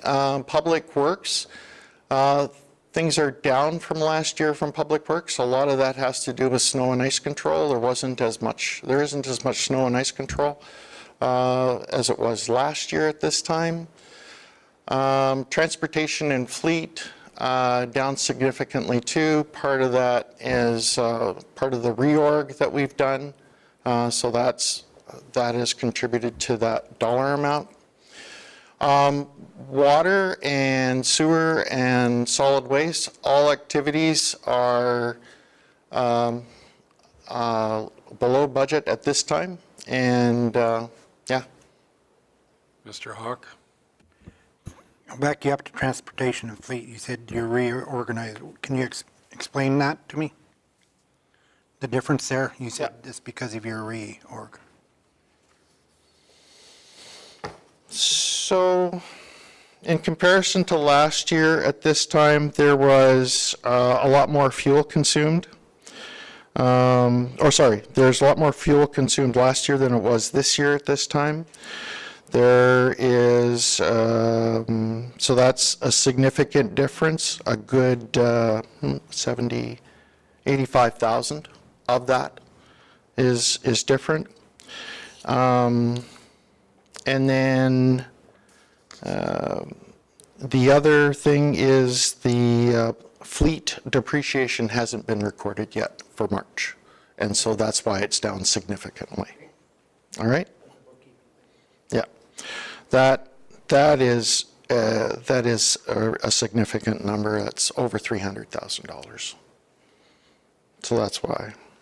And just to, excuse me, Mr. Chair, just to jump in on that, the fleet transfer, that number is, a good way to use that number is kind of reflective of the amount we've used fleet. So it shows how busy we have or haven't, and quite typically on the revenue side of fleet, when everybody uses the equipment, they, in theory, pay operations, and then the expense shows about how much it's used. So it's kind of a year-over-year comparison of usage at that period of time, if that helps.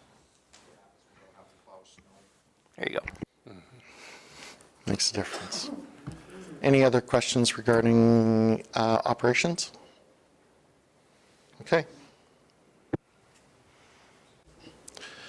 Wrong button. All right, so financial summary wise, we are basically on budget at this point in time with regards to all the areas.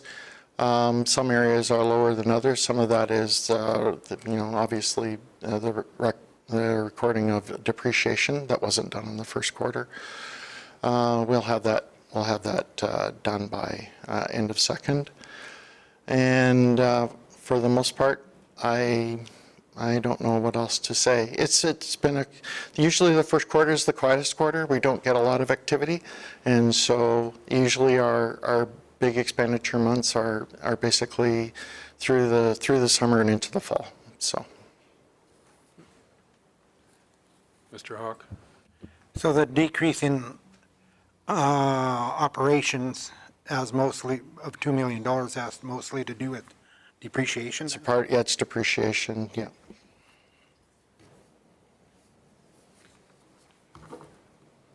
Okay, all right. Next, the capital report. So if we just go through the capital report, you have a big copy. It's kind of hard to see on a small computer. Even I have trouble. That's why I have bifocals. So for the first quarter, in administration, we've spent $26,805. Part of that was towards the yard security that we were doing with respect to lighting and the fence, installation of the fence. And then the office expansion, we're just covering a few more items that part of the building of the mezzanine in the inventory area.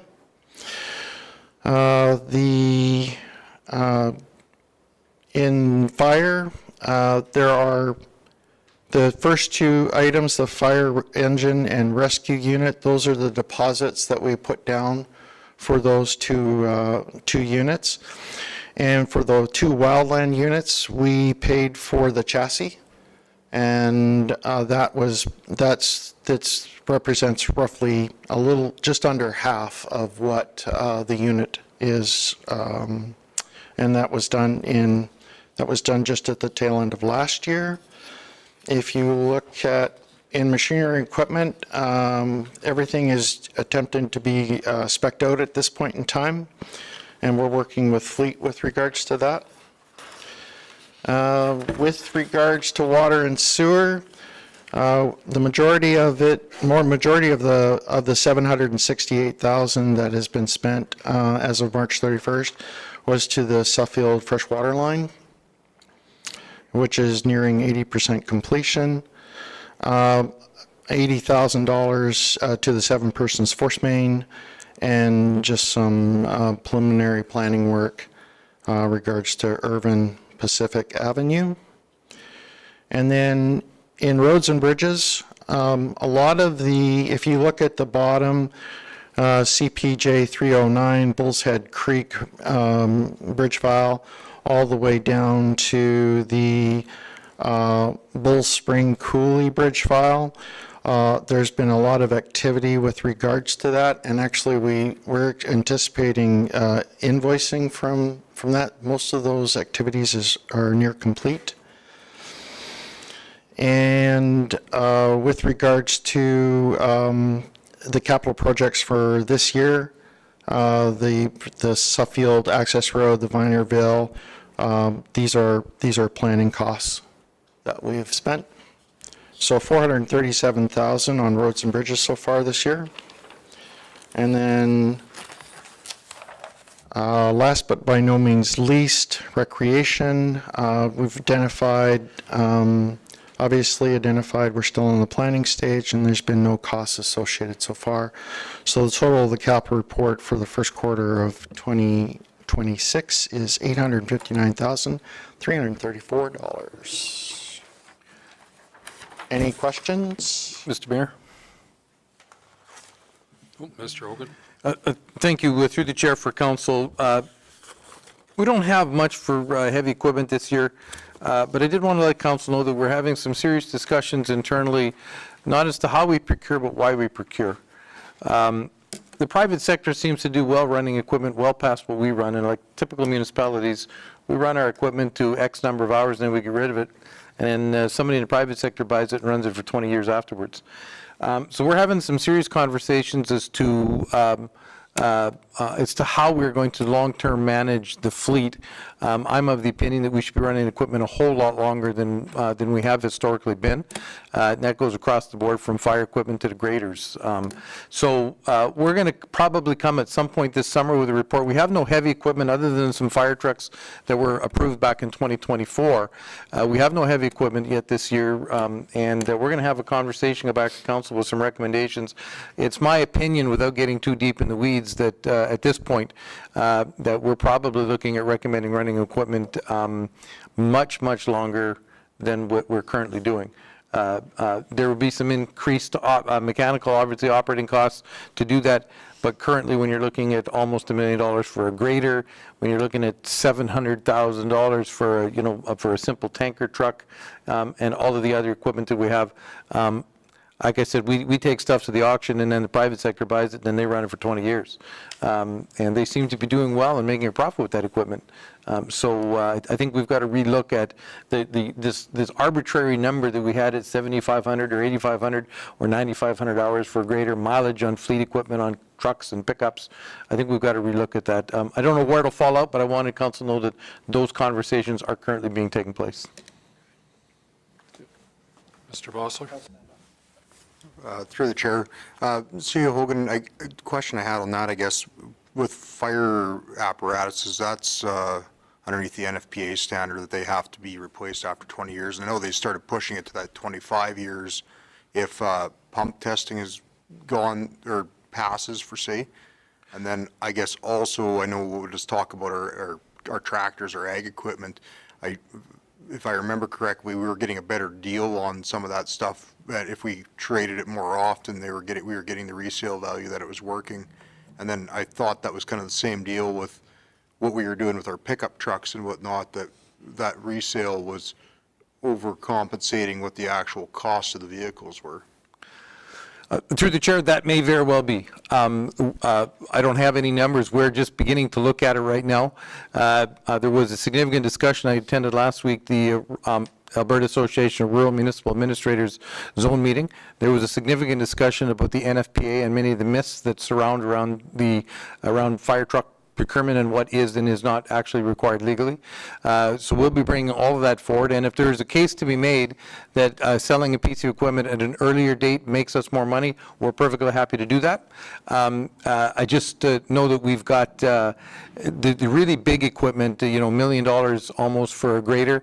that at best now we're auctioning off on a good day for $150,000 to $180,000 on something that's got 75 or 8,500 hours. I think there's more life in those pieces of equipment than we can currently get for them.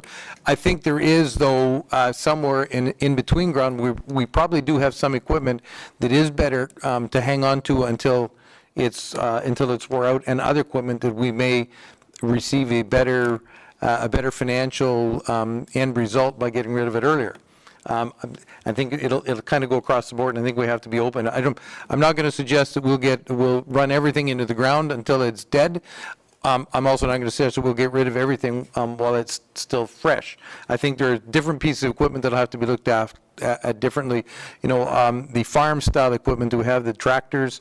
They may have better resale selling them at an earlier date, but we've got other equipment that we may want to look at taking long term. So it'll be a bit of a hybrid mix, but I think we have to relook at all of our procurement. Equipment is so expensive today that, and it may come out that at the end of the day we stay where we're at, but we haven't done an in-depth dive into equipment for many, many, many years, and we're just kind of going off what we've done for years, and I think it's worth the exploration as to whether there's a savings and an efficiency by running equipment a little bit longer. And again, that might be unit specific as well. Okay, I'm going to pause us for lunch because I was just informed the lunch is here, and then we'll come back.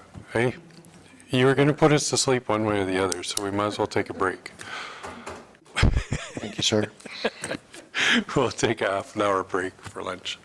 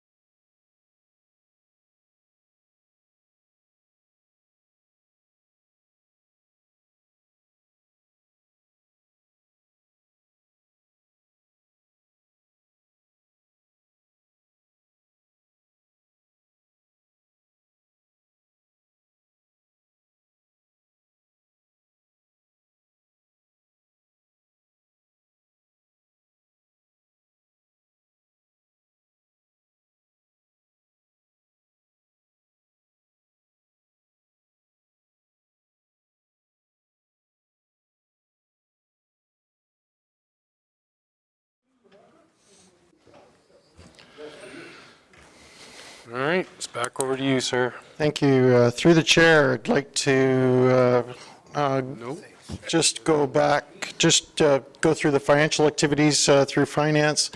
So this is the investment performance for Q1. Book value is 114.6 million. Market value is 113.7. Most of our portfolios are bonds, subject to the to's and fro's of the market. As you may have anticipated, the market's been up and down quite a bit since, I don't know, late February. It's not untypical that the market value is a little less than book value. It is all principal protected though, so when they do come due, we will get par or above par at the time. Cumulative interest or interest at the end of the quarter, so we've earned 448,000 to the end of Q1, which is pretty much in line with what we earned last year at this time. The return on portfolio right now is a little over 3.34%. So Bank of Canada rate's 2.25. All right. Tax certificates, this reflects probably a little lesser activity in the economy too as well.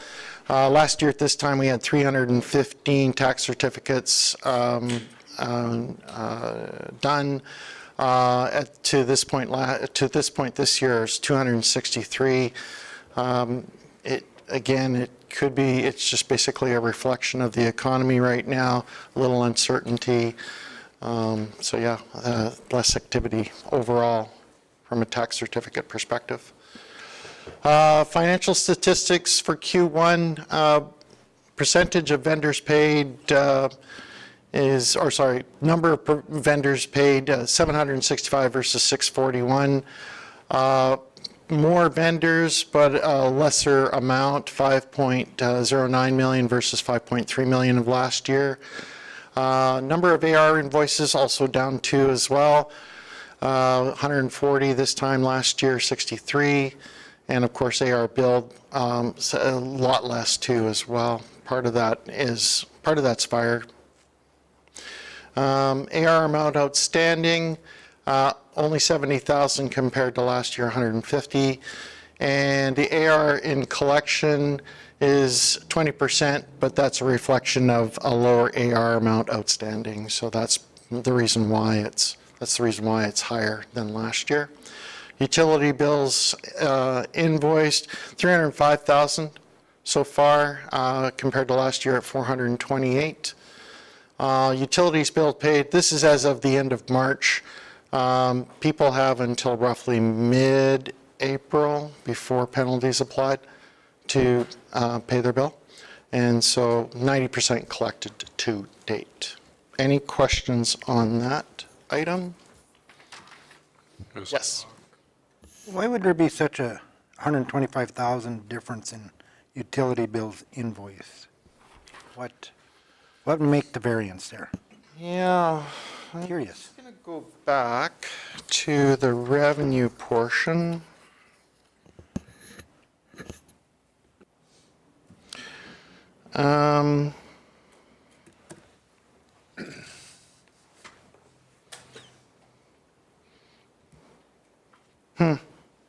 Might be it. I think it's a typo that's caused the difference. No. Or people just haven't used as much. I think it's just less consumption of water for the most part. As you may have, going back into the expense side on water, we're actually down over last year, and a large portion of that expense is purchasing water from elsewhere. So people are just consuming less.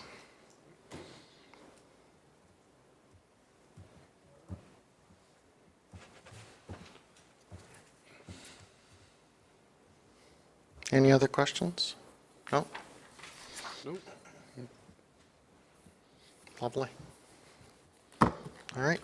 Yeah, just through the chair, before we hear from IT, the water revenue, it's almost all comprised of consumption and rates.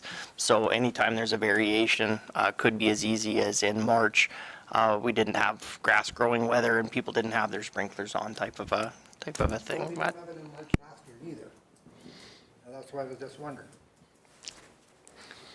Through the chair, we could look at it and get back to you.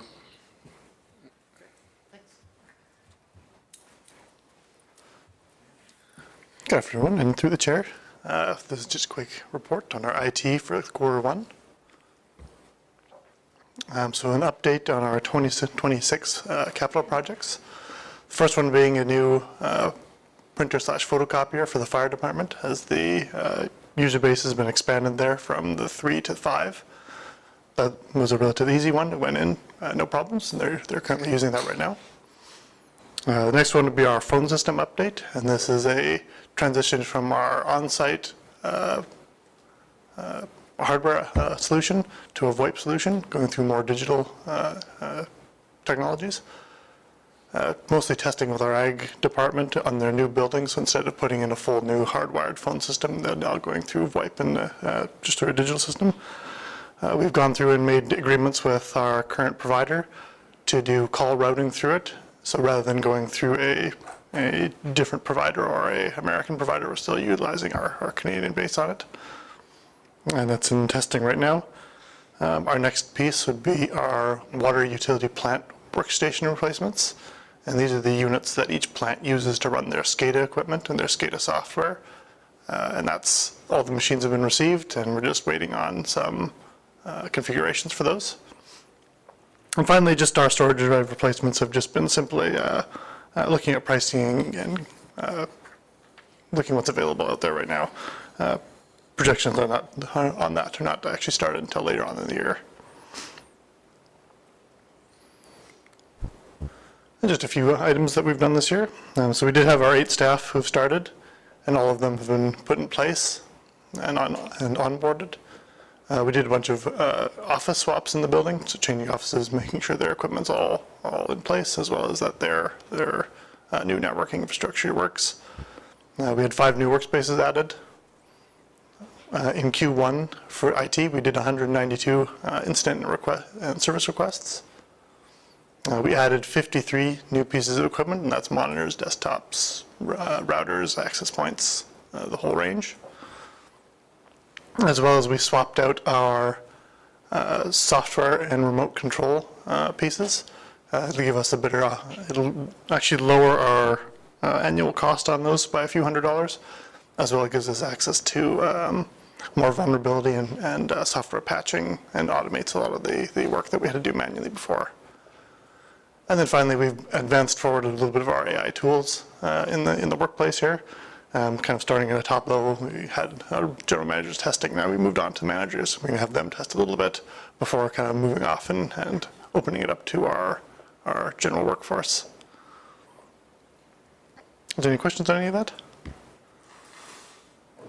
All right.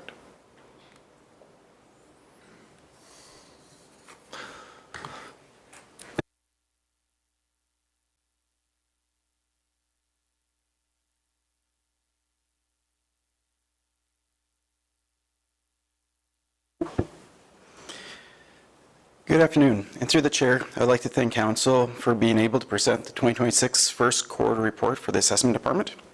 I'm Tyson Schultz, I'm one of the property assessors here, and these are the highlights of what has been done in Q1 for 2026. There are 3 main parts in assessment: gathering information, analyzing information, and providing information. In Q1, we provided information, continued gathering information, continuing analyzing information, and we wrapped up the 2025 assessment year end. For inquiries, there were 87 inquiries in Q1. 59 of them were assessment related. 27 of them were tax related. 1 was designated industrial properties DIP, and none within the departments. For the inspections for Cypress County, Cypress County role. We worked on the 2025 re-inspections. We did the 2025 annual inspections. We had 2025 assessment year inquiry inspections and sales reviews.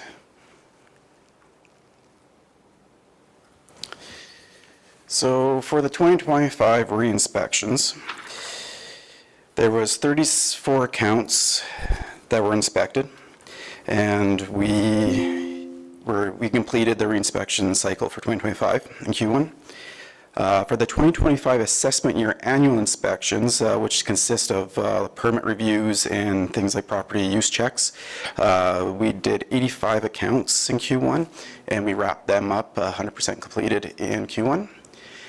And for the 2025 assessment year inquiry inspections, we had 12 accounts that were inspected. We started the 2026 assessment year farmland reinspection cycle. This year there's going to be 1,946 accounts to be reviewed. We've done 686 by the end of Q1, which put us at 35% completed. And then there was 156 sales reviewed from land titles. For the DIP role, designated industrial properties, we worked on the 2025 annuals. 8 accounts were inspected.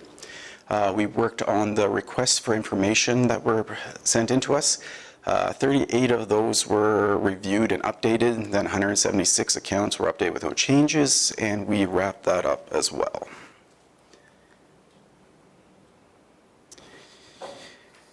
We continue to analyze information and the 2025 assessment year end. For analysis, land and improvement analysis was completed. The overall residential change for Cypress County was an increase of 5.6% of median value. Hamlet residential change was an increase of 4.8% of median value. And rural residential change was an increase of 5.5% of median value. We declared the 2025 assessment roll. 24,997 assessment rolls were declared. The assessment notices were mailed out at the end of February of 2026. 59% of them were printed and stuffed in-house. 41% of them were put on USBs and mailed out or sent by email, also done in-house.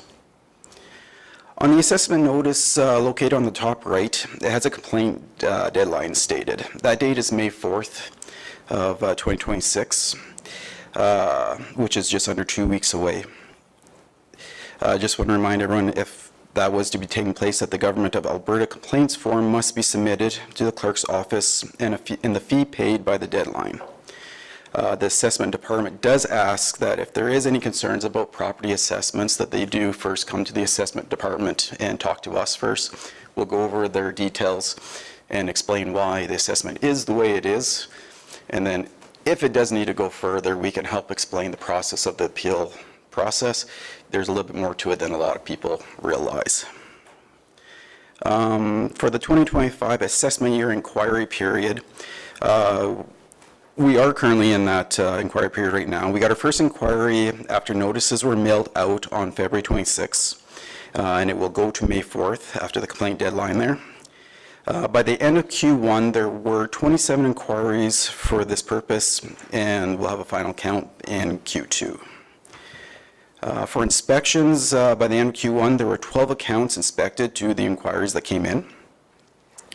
As of this report, there was no appeals locally filed, and I believe that's still the case there. We did get notice from the Government of Alberta that the 2024 assessment year linear appeals have been started, and the Government of Alberta does take care of those appeals. And the final 2025 inquiry inspection numbers, inquiries received and dealt with were over 160, and then the inspections done in 2025 was close to 4,900. So the assessment year assessment base, it's approximately $6.6 billion. The non-residential properties contribute 67% of that assessment base. The residential properties is 26%. Farmland makes up 2%, and the exempt properties from taxation make up 5% of that assessment base. I would like to remind the public, we encourage them to visit the Cypress County website. There's great tools available to be used for the public if needed, and that the assessment department is always available for discussion for assessment questions year-round, even after the appeal date has passed. And if there's any questions. Hey, any questions? Mr. Kirby? Thank you, Mr. Mayor. My question is primarily trivial. Can we go back one slide? And so the farmland, recognizing that assessment is assessment on the regulated assessment, correct? Has there ever been any calculation? I'm curious as to what the market value of that assessment would be. Steve probably has a spreadsheet. Don't have like the total market value of that farmland available at the moment right now, but I could look into that potentially. It's not, it was more of a, if you knew what it was off the top of your head. It is, because, correct me if I'm wrong, but I believe the regulated rate is $30,000 a quarter. Is that the regulated value on farmland? Not 100% sure on that answer, I'll tell you. It's. I was doing math, but can you restate the question, please? Just refresh my memory, but I believe that the regulated assessment on farmland is $30,000 a quarter. Is that correct? That'd be a good ballpark. It's it varies significantly. It can be up that high. It can be lower. Some quarter sections could be in the $1,800 if it's all kind of badlands without a heavy carrying capacity. The 1984 manual of assessment, the way it's currently done, the way it's regulated to be done, we're mandated to do it that way, was developed in 1984. It was an awfully good manual for 1984. It was designed so that you could put an annual modifier to reflect the increase of productivity or the outputs of that land. Today, unfortunately, it's lost any relevancy. It would be very, very difficult to tie anything from that manual to the value today. We have values are contributing that are near residential centers, and we have values that are just that for farmland. And where the different use of land, the concept of highest and best use, can all be the same number at a certain point in time. Market value of farmland in Cypress County, just going to estimate $20,000, a couple billion. Okay. Brown, thank you. Mr. Brost? Yeah, through the chair. So what is the exempts part anyways? What does that make up of? So part of that would be like any Cypress County land that doesn't fall under the regulation or the MGA for being taxable. Anything that might fall under copter properties as well, like Boy Scout camp, stuff like that, that may better the community. Properties like that would fall under the tax exempt type portions. Yeah. Schools or? Yes. Schools, churches. Yeah. If for the use of being the religious use, yeah. I wish. I turned that into church here soon.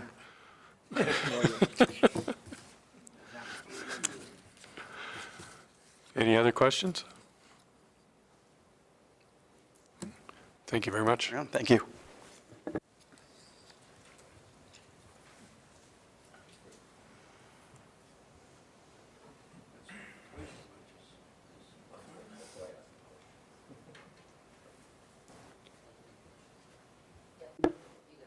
Thank you. Thank you. Good afternoon. Through the chair, I'm happy to present this Human Resources Quarterly Report. I'll begin with an update on our 2026 HR priorities that we had talked about in the last meeting. So first First, we've initiated some preliminary discussions with vendors and engaged internal stakeholders to assess options with county needs in terms of our HR system upgrades. And a draft project plan has been developed, identifying some key priorities, who should be involved, and anticipated timelines with that. Second, we have begun implementing and testing some workflows within the county's SharePoint intranet to support more streamlined requests, communication, and approval processes. The third update there is the directive and handbook update. So we've started updating our internal directives and employee handbook to ensure alignment with current county practices and applicable employment legislation. And finally, we've begun reviewing and updating our job descriptions to ensure they're comprehensive, accurate, and inclusive of core competencies. So this will set a good foundation for our other practices in human resources, such as recruitment, onboarding, performance management, training and development, succession planning, and overall compensation. So we're excited to start really updating our job descriptions to reflect that. In the first quarter, we've had 11 new hires successfully onboarded, and seasonal recruitment's underway. So we have lots of recruitment in ag operations right now for seasonal positions, and yeah, that's that.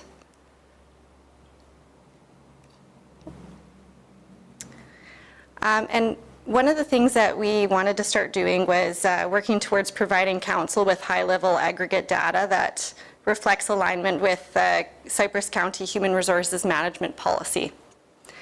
And so at this time, administration is not seeking specific feedback on human resources practices, and due to the confidential nature of human resources information, reporting will be limited to overall trends and metrics. No individual or case-specific details will be shared, but the intent is to provide a broad, data-informed view of organizational help and areas of focus in the human resource management areas. We're in the early stages of establishing consistent methods to collect and assess against policies guiding principles, and so this will include tools such as employee surveys, HR data tracking, looking at training records, exit interviews, and other inputs to gather this information. As this is a new approach and historical data is limited in some areas, 2026 will serve as a baseline year for a lot of the different metrics. And data will be compiled and reported at the end of the year to establish some benchmarks, identify trends over time, and support informed decision-making by council and administration.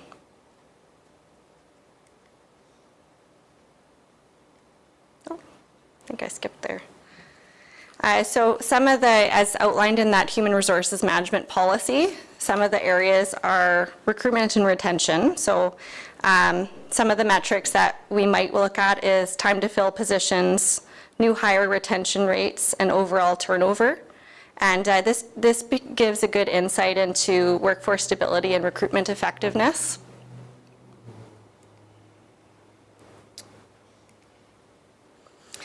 The second point in that human resource management policy is equity and fairness. So there's lots of different ways to report that. Some ways to do that is to report on activities that we've been focusing on that'll support inclusivity in the workplace, or the number of reported concerns related to harassment and discrimination. The third one is performance and development that's in the policy there. And some of the things we can report on is participation in professional development or completion of performance reviews that demonstrates employee growth and accountability.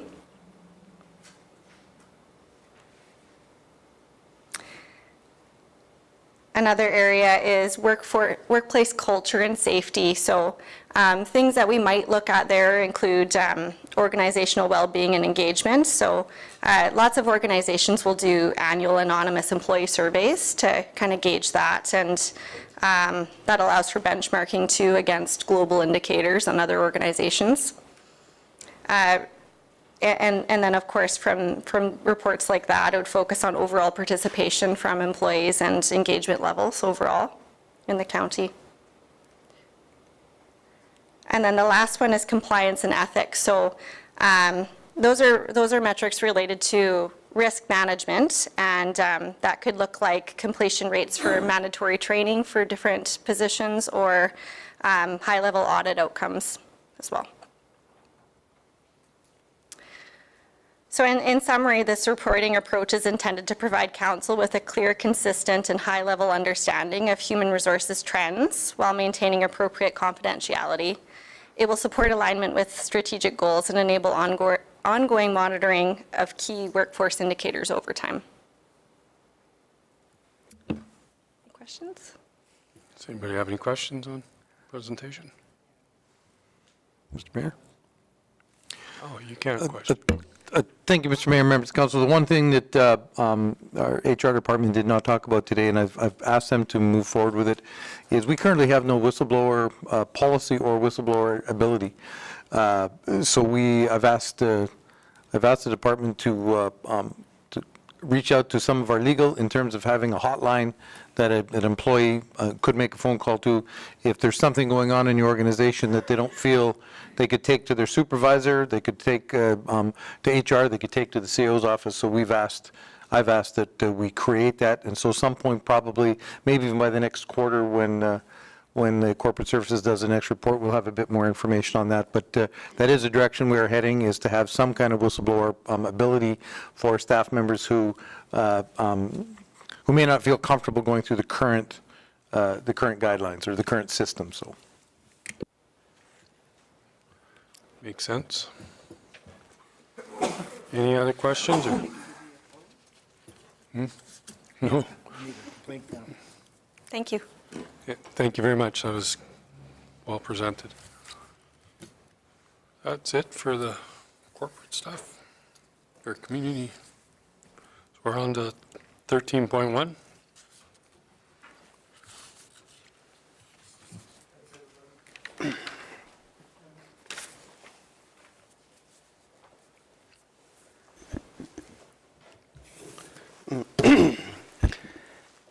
Thank you, Ms. Mayor, and through the chair.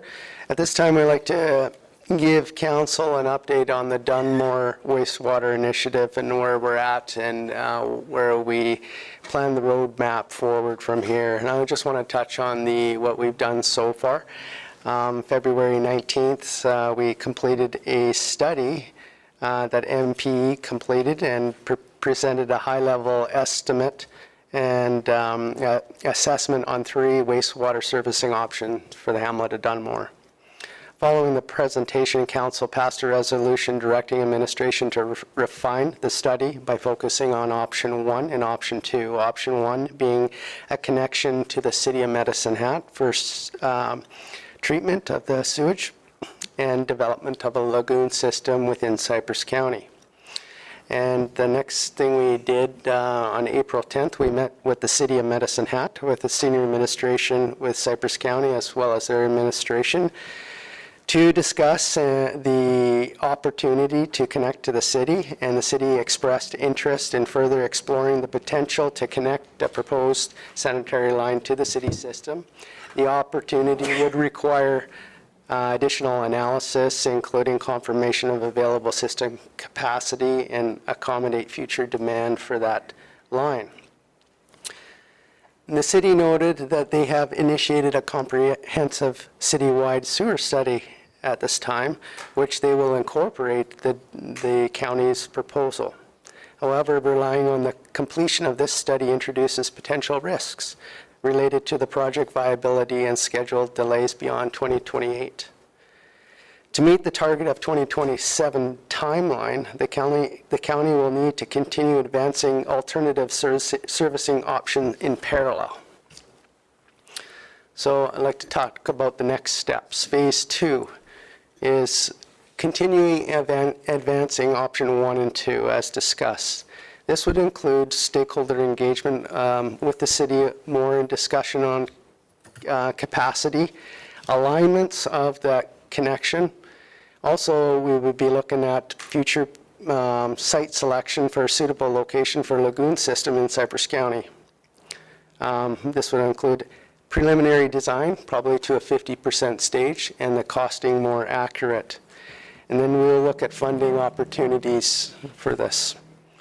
At the close, we'll report back to council with information on the option, recommended option, and to support your decision moving forward.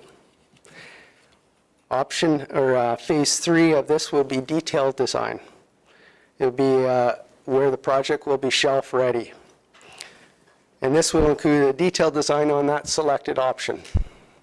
Land acquisition, because we will know the alignment and location. And it will include all the regulatory approvals.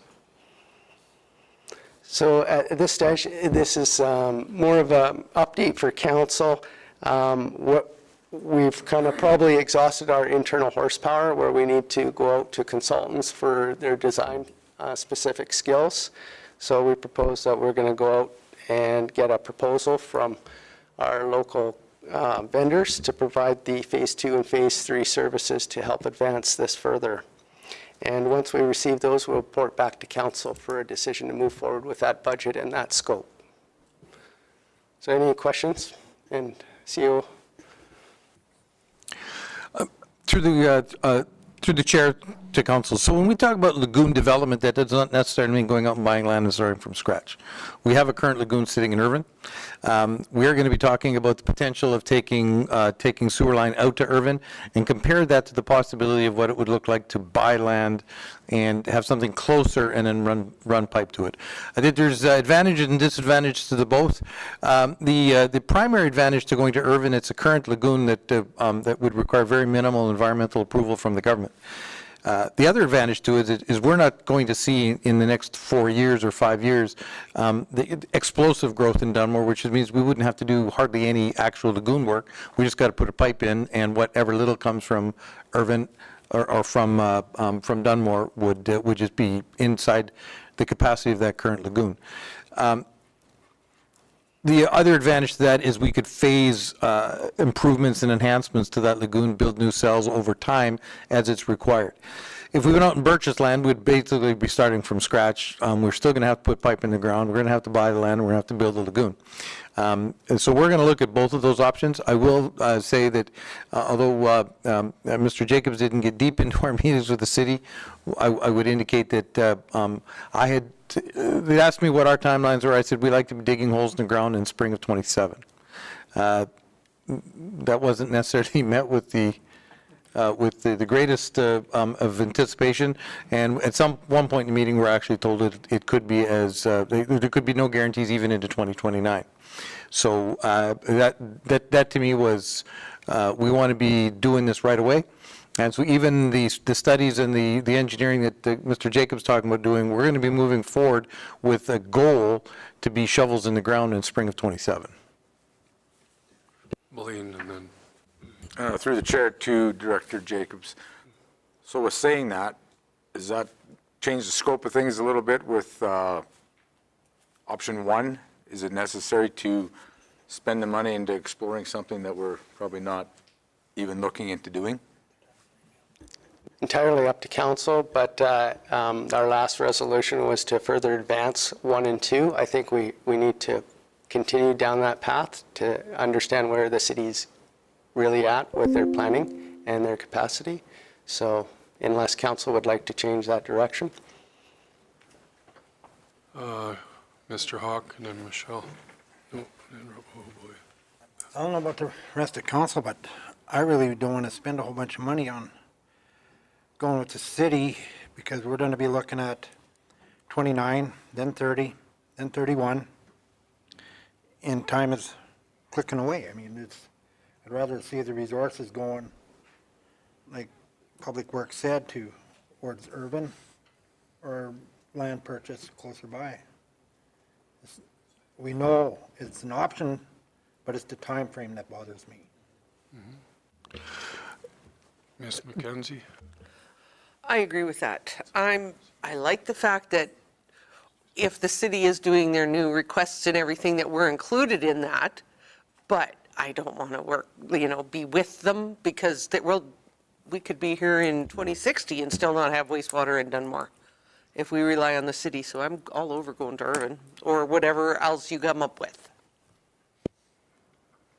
Mr. Kirby-Hoyt. Thank you, Mr. Mayor. I think that we need to make sure that we are very clear on the difference between having a conversation and implied dates and actual official dates. I think that if a developer came into the city and Mr. Jacobs, coming from your previous career, you understand how long it takes for things to kind of get approved and set up through the city. But I don't know that 3 years, if there was a new development that was coming in, this is not a huge area. Like there's got to be ways to get that. It's not like they're going to wait until their study is done before they continue to do stuff. And so I would be in favor of doing it in parallel. I would also be in favor of submitting a very direct, pointed request on timelines and sending that to the CAO in the city as well as to council, because we need to know whether they're ready to play ball or aren't. If that official response is that it could be 29, 30, we could be, we're halfway down the road. But if they see the value in it and come back and say, we think that we can expedite and be prepared for year 27, then at least we know what we can be aiming at. I would hate for us to be making a decision based on an impression that may or may not be, but we certainly did not ask it in an official way. Well, what these guys were saying, I believe you're correct, but they're just saying they don't want to spend any money on. The idea is they don't mind if the talks still happen. It's just But no engineering. no engineering and spending the Not money. engineering. Mr. Proctor? Yeah, we can't go to industry and say, we'd like you to develop here, and we think we can get you wastewater. And the city has the ability to kick the ball down the road in order to stop development in Cypress County. We have to look for something that we can do for sure, either urban or our own lagoon system. Mr. Hogan? Thank you, Mr. Mayor. Just a couple of points. One relating to Mr. Jacobs' RFD. We do have a current resolution of council, and I think that's one of the things. If council wants us to drop the city from our current investigation, then we would need a motion to rescind or to change the direction, because we do have a motion from council saying that that was choice number one. So number two is, I would suggest, and although I appreciate Councillor Kirkwood's comments, it was more than an impression. We were told very clearly by their engineering team that the first thing they wanted to do was an Alberta Collaboration Partnership grant application. The next intake for that grant is March of 27. And that would allow them to explore the intermunicipal, the regional options. We were told, and I don't even know what they were, Mr. Jacobs and Mr. Taves and Ms. Brown was at that meeting. There were two other studies they wanted to do, and we were told very clearly by one of the engineers that each study would take approximately a year. Mr. Bohan, the managing director of operations, indicated that he was not comfortable with making any prediction, including 2029. Am I paraphrasing? I think that's fairly accurate. We indicated our timelines were to start shovels in the ground next year. By the time we had shovels in the ground next year, if we did our own thing, we would then be we would just be applying for the ACP grant. So it's entirely up to council. We can continue down this road. I think the working with the city on wastewater, I think is probably the easiest solution if there were timelines that could be met. It's not that difficult or complicated a project to put pipe in the ground and hook up to the city just to the other side of the railway tracks. However, there are other long-term, and I think there are other long-term questions that need to be answered regarding that. We certainly can send another letter. The first letter we sent to the city was fairly pointed, that we were requesting to talk about wastewater joining the city. We could certainly, one could come from the mayor directly to the mayor. But we're finding ourselves here now that we are in April, coming up May of 2026. We have to have some decisions made probably in the next 90 days as to what our direction will be to get engineering done and then get tenders out for November, December to have spring construction. So we don't have a lot of time, and unfortunately, the city's timelines and our timelines are different. Thank you, CEO Hogan. I appreciate you clarifying that, and I think that is what we need to be crystal clear about, is that if our desire to grow is at a pace that the city can't respond to, that would be the rationale behind not going regional, other than the fact that we recognize that we're neighbors and the opportunity is there and it would be simpler and cost less. They kind of need to make some decisions, I guess, on an operational level there on how quickly they want to adapt and be able to get things happening. So I appreciate you clarifying that. Okay, so we've had a few things go on here. We have a motion right now from previous that staff is following up with looking at the city and looking at engineering for the future on other options. Do we want to change that motion to have it just talk to the city and not spend money on engineering for the city portion, but keep working on the engineering on the other side? That's what I'm getting from everybody, is the idea? I would still prefer to have, how much are we talking in the next 2 weeks would we be spending on engineering with the city? You know, this is something that is going to be you know, we've got Colin here from the news. There's going to be conversation that is happening with regards to this. I hope that the city hears about this and has conversation about whether or not this is the position that they want to be taking, and is, you know, not being able to respond quick enough. If it does come around that they are interested, I just don't want to kind of completely close it off, but at the same time, if it's 28, 29 is the bare minimum that they can get their stuff together, then we just move on with our own. But I don't think it's completely closing it off. We're just not spending any money on engineering on the city side of it. But it gives staff a direction so they can start on whether it's going to be in Urban or Dunmore, whichever. But we just don't want to spend any money on engineering with the city. The talks are okay, but Mr. Brost? Well, I get that too about the engineering and stuff, but I think there's a bigger picture that we're also missing with the engineering. I mean, or does that come along with the costs that are going to be incurred in partnering down the road? Is that going to be able to be involved in that engineering, or is this just strictly engineering of the actual project itself?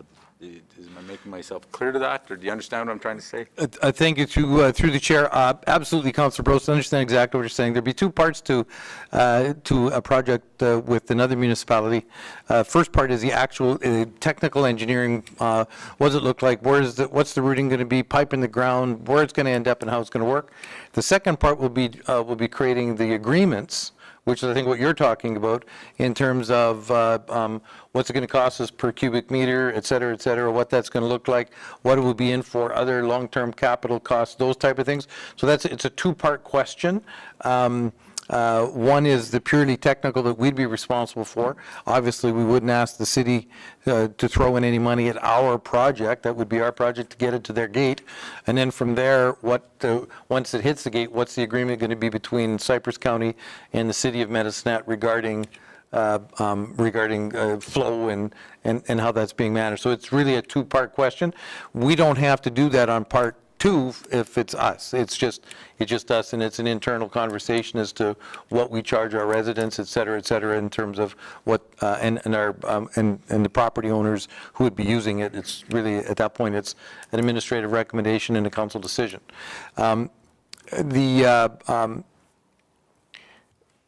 I would suggest for quicker conversations, there is an intermunicipal committee meeting on Thursday. The question could be raised The CAO was at the meeting that we had 2 weeks ago. So all the senior people were there, including the CAO. And so at that level, we've already kind of talked about it at that level. So I don't know that there's been a conversation between senior elected officials to senior elected officials. So I'll leave it at that. But did that answer your question, Councilor Brost? If it's okay? I would like to continue with that. I mean, yes, it does to a certain Extent. Oops, thanks. Yes, it does to a relatively certain extent. My concern would be to our timelines then. Like that seems to get fairly intricate. I'm not, Robin, you should say the word because you're better at the bigger words. But, but to me, that would make things, create this timeline even longer. That's my concern. Through the mayor, I think the real question the council needs to ask themselves is, do you want to partner with a regional partner on something? And obviously there are uncertainties that go with that. Timelines become an issue, agreements become an issue, long-term relationships become an issue. Or do you want to go it alone where you're going to have all of the costs on your own, have to create something different, but you have some independence and some freedom because you're not tied to another partner? I think really, and I'm not suggesting one is good and one is bad, I'm just suggesting this is a fork in the road for council. Which way do you want to go? Do you want to be 100% in control of your wastewater destiny, bearing all of the costs that will come with that, or do you want to partner with somebody who already has a wastewater system in place and it's just a matter of putting pipe in, but you lose some of your autonomy when you do that? I think that's really the question, and each councillor would have to ask in their own heart, are you comfortable with that, and what's your own feeling about how relationships are managed? I think in terms of the engineering itself, I completely agree. I don't want to spend a bunch of money engineering something that's not going to happen. If council does not want to move in one particular direction, I think for a period of time we can probably look at a high level between the two different lagoon options, purchasing or going out to Irvin. I have my own preference, and I'll leave that as I'll let the data determine whether I'm crazy or not. There's good data on that. But I think but I don't. I think, and in terms of spreading operations thin, we're hiring different groups to come in and put a study together on something we might never use. I think what I'd like to do is probably have some further conversation, get a really high level look at the two particular lagoon options, and then maybe come back with some further information and have council point us down the road in a couple of weeks or a month and say, this is the one we want, here's the advantages and the disadvantages, and then we focus on one or the other. Mr. Hawk? I'd like to make a motion that administration initiate a request for proposal through the county's pre-qualified municipal engineering consultant roster for Phase 2 planning and preliminary design and Phase 3 detailed design, shelf ready, and return to council with results and associated budget for approval. So that would...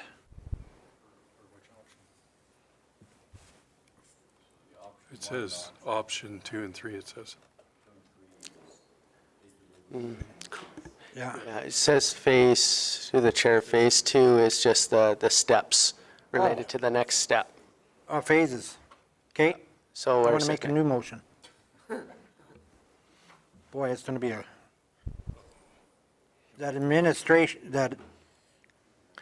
Mr. Reeve, if I could just make a real easy suggestion, change phase to option. There we go. Oh, there you go. Then you That's easier.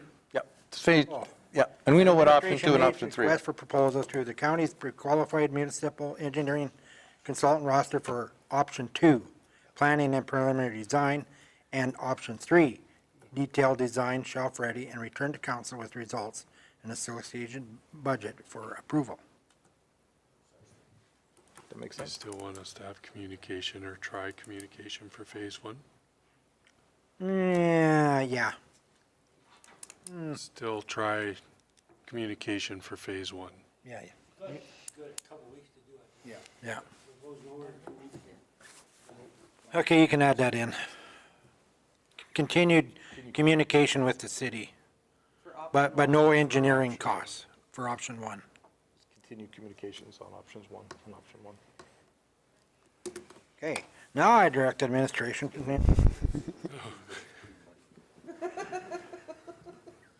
What? I think we're talking about sewer because it seems pretty muddy. Yeah, pretty shitty.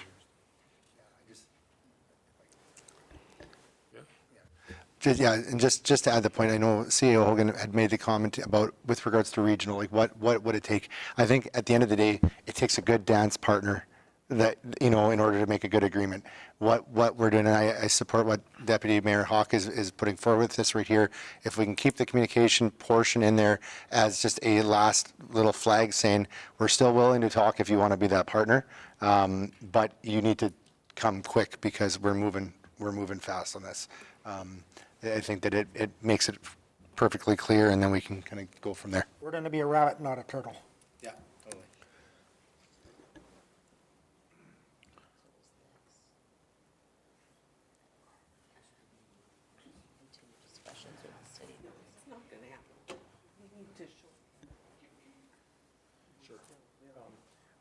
Option 2, planning design, option 3. Those are the phases. So option 2 was. But I do think communication has to be okay. Yeah. Oh, did you have your hand? You control your own destiny. Just ask Blaine what it's like having partners. Normally you're sleeping at this time of the day, so I don't even look over there. That's all right. He's like, why don't we just change it to? It's okay, I wasn't going to ask your name. You're good. Administration directed. No. Pre-qualifying is option 2 and 3. 1 minute. Complete phase 2 and phase 3. Yeah. While maintaining. Yeah.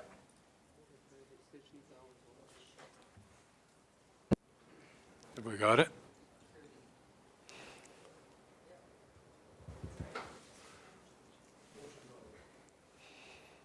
Going through the motions.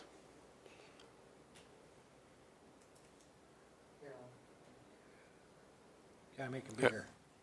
Can't read that. Same thing, it's just adding communications with the city at the end for option 1. Yes, through the mayor, the motion that we would then, we kind of worked on here, that this might help council. The council direct administration issue request for proposal through county's pre-qualified municipal engineering consultant roster for options 2 and 3 for phase 2 planning and preliminary design and phase 3 detailed design shelf ready, and return to council with the results and associated budget for approval while maintaining communication with the city of Medisnet regarding option 1. That's what was said. That's exactly what I said. That's exactly what you said. Yes. Exactly. Word for word. Verbatim. Yes. Everybody's good with, where'd Dustin go? Oh. I didn't even know that. Everybody's good with that? Any questions on it? Vote? Shane made that motion? Yep.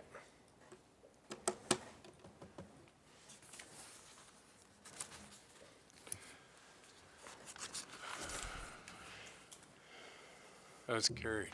Okay, Ken, I'm going to have to stop you for a sec because I got to go back to the public hearing that was scheduled at 1. So I need a motion to go into, open the public hearing for 2026-08. Mr. Proctor has made that. I will call a vote. Sorry. Sorry. Lloyd, Shane, vote. Blaine and Shane. Blaine, Lloyd. Vote. That's carried. Okay, oh, I gotta read this whole thing for us. Better do it right. My name's Mayor Hamilton. I will be the chair for this hearing. All comments shall be directed through myself. Administration will make a presentation first, followed by the opportunity for council to ask questions for clarification. The applicant will then have make a presentation if they choose to do so, followed by the opportunity for council to ask questions for clarification. Council will then hear those affected persons in the audience, those in support of the proposed bylaw, and then those opposed to the proposed bylaw. After all presentations must be registered with the planner and development department if they have not done so already. If any presenter is referring to any written document including a map, photos, or reports, a copy of those documents must be left with administration. Okay, we are going into bylaw 2026-08. Will administration please proceed? Thank you, Mr. Mayor. I'm pleased to present this afternoon bylaw 2026-08 for public hearing. This is a request that has been initiated by Cypress County through our Economic Development Department. And this application proposes to rezone 2.79 acres from Public Services District to direct control of council in the hamlet of 7 persons. Should the land use amendment be approved, then the intent is to apply to the subdivision authority for subdivision approval to separate the parcel from the adjacent title. And this vacant parcel in 7 persons is actually legally attached by title to the 7 persons fire hall parcel. So if the rezoning is successful, there will be a subsequent subdivision application thereafter. The area is situated within the boundary of the hamlet of 7 persons and is capable of gaining direct and immediate access from several public roads. The surrounding lands are primarily designated Hamlet Residential and Public Services District. There are no oil or gas wells in proximity, and the parcel is located within the 7 persons area structure plan boundary. Under the South Saskatchewan Regional Plan, it assigns responsibility to municipalities for planning and development processes, ensuring land is available for development such as residential, commercial, and industrial lands.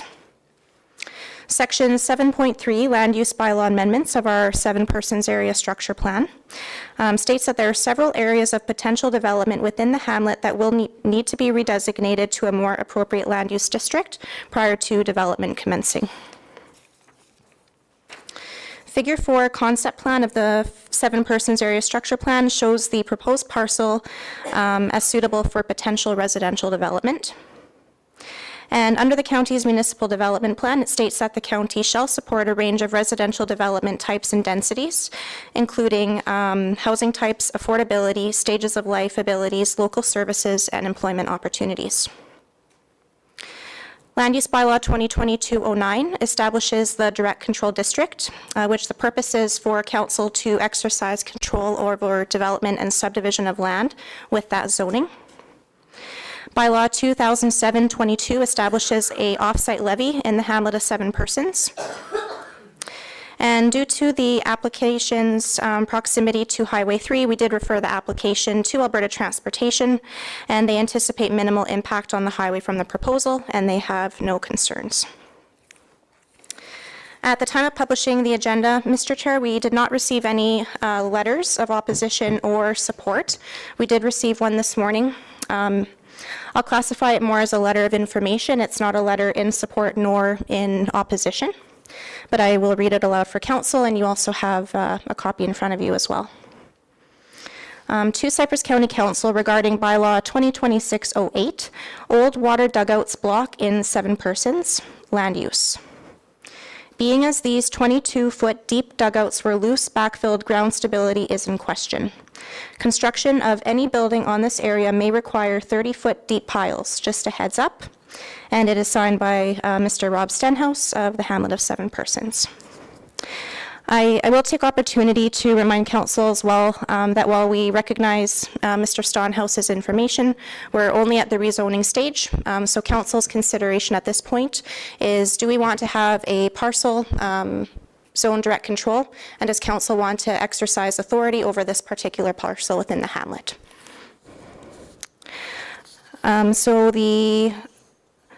Following the public hearing, we will bring back this item for second and third reading consideration at the next regularly scheduled meeting.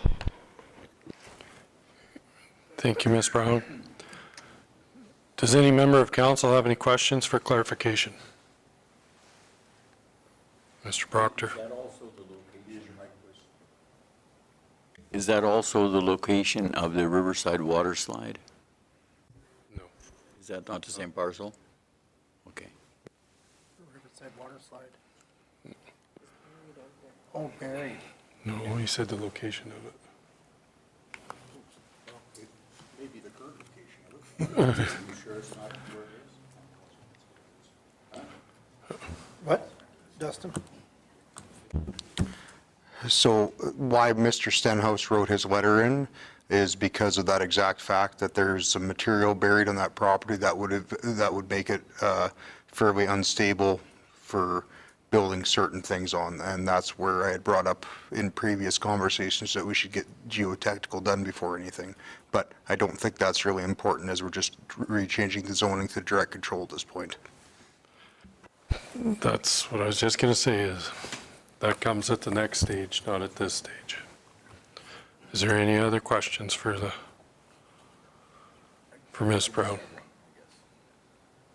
So at the end of the day, we're just changing the rezoning, but we still are under control or have that parcel anyways, right? Like, because it's public service now, am I right? That's how it's owned and we're changing it over? Through the chair, that is correct. Because the parcel is owned by Cypress County, we at the end of the day would have authority over what does or does not go there. But if we are looking to potentially market land availability out to the public, the direct control zoning is a reassurance of development certainty. That's why we're recommending the DC bylaw. Thank you for the clarification. All right, any other questions? Not seeing any. Next question. Does the applicant have a presentation? We'll get over that. Does any member of council have any questions? I will now call for any presentations from anyone in support of the proposed bylaw. I will now call for second time any presentations for any support in the proposed bylaw. I will now call for a third and final time for any presentations for those in support of the proposed bylaw. I now will call for any presentations for anyone opposed to the proposed bylaw. I will call for a second time for any presentation for anyone opposed to the proposed bylaw. I'll call for a third and final time for any presentations for anyone opposed to the proposed bylaw. I now will call for any final submissions for those who feel they have not had an opportunity to fully participate in the public hearing. Do any persons who have made presentations feel that they have not had a fair hearing? The public hearing for bylaw 2026-08 is concluded and no further submissions will be accepted. I will call for a motion to close the public hearing for bylaw 2026-08 at, what the heck time is it? 1:30. Lloyd, I better take his name over there. He's missed, yeah, he's missed out on one. Vote.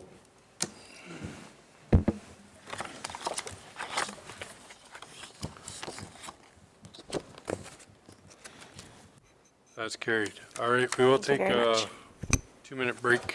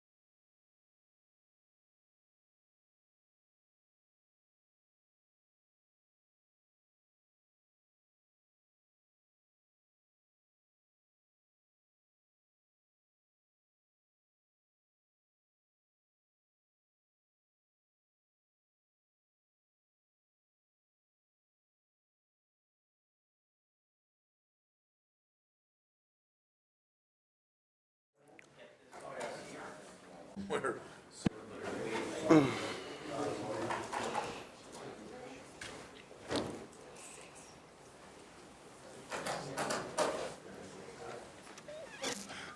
on the clock, according to Mr. Jacobs. Okay, call the meeting back to order.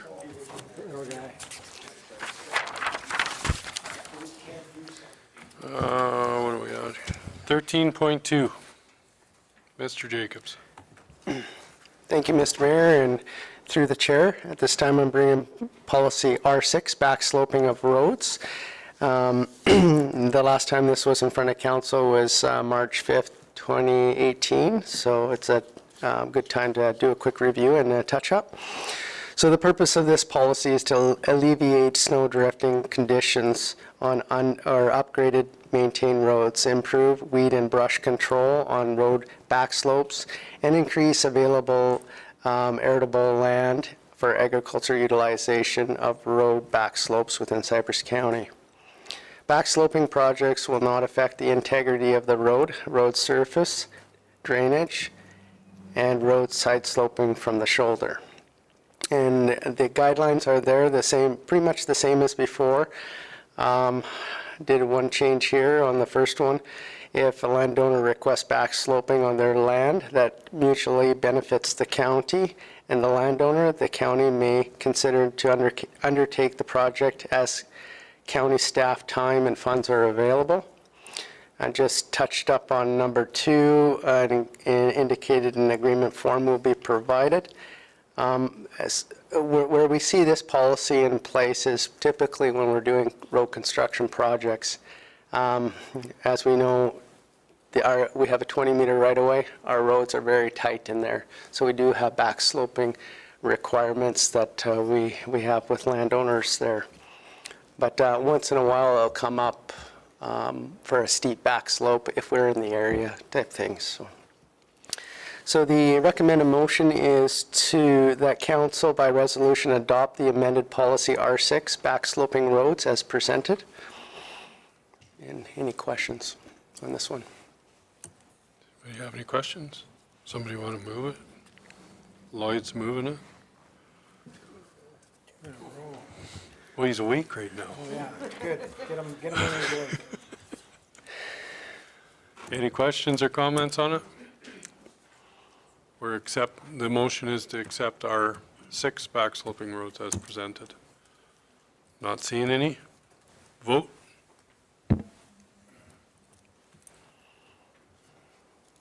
That's carried. 13.3. Policy R8, road construction fencing. This one was last brought to council in August 21st, 2018.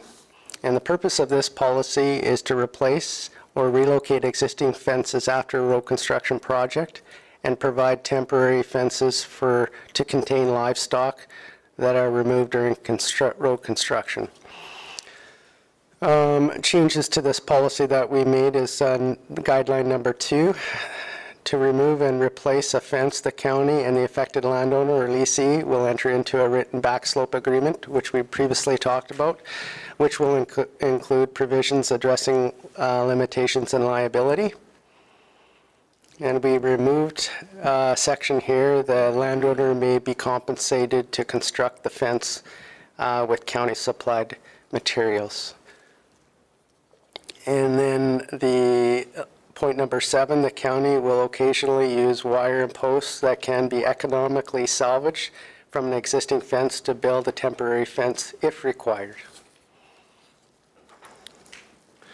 So the recommended motion is that council by resolution adopt the amended policy R8, road construction fencing, as presented. Thank you, Mr. Jacobs.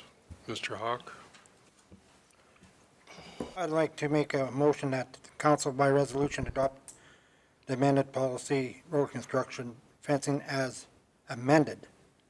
Because I would like to see, just for liability, on number 5, take the 3 strings out. Just 4 strings. The animal can get through the 3 strings and then it's our liability. So I'd rather just have that out and that all fences just be 4 string. Through the chair, definitely do that. as I recall, my years, we've only put up four barbed wire, so this is kind of an old touch-up, so no problem. We'll get it out of there. No problem. Okay, everybody understands?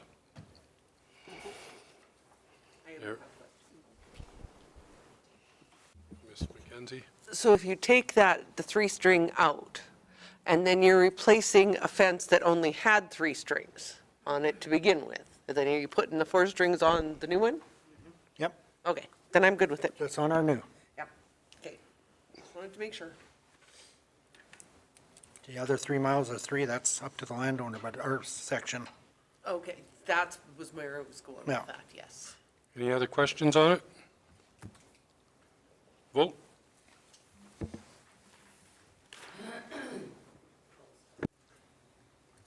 That's carried with the change of that 3 coming out. 14.1. Where the hell did I put 14.1?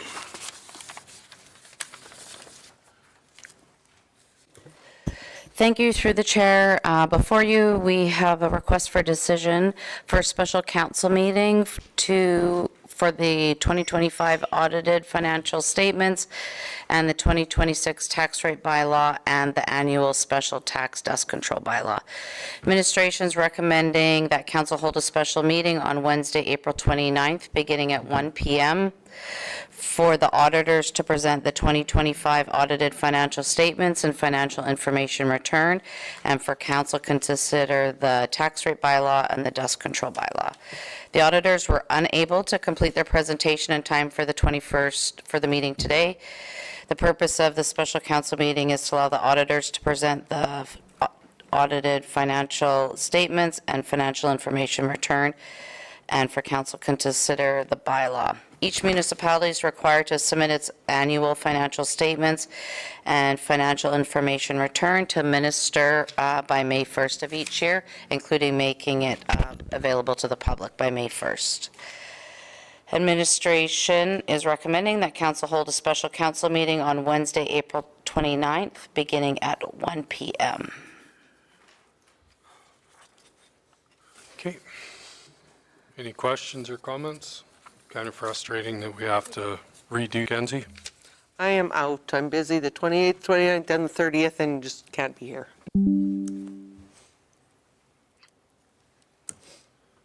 Well, that's one out. Anybody else out?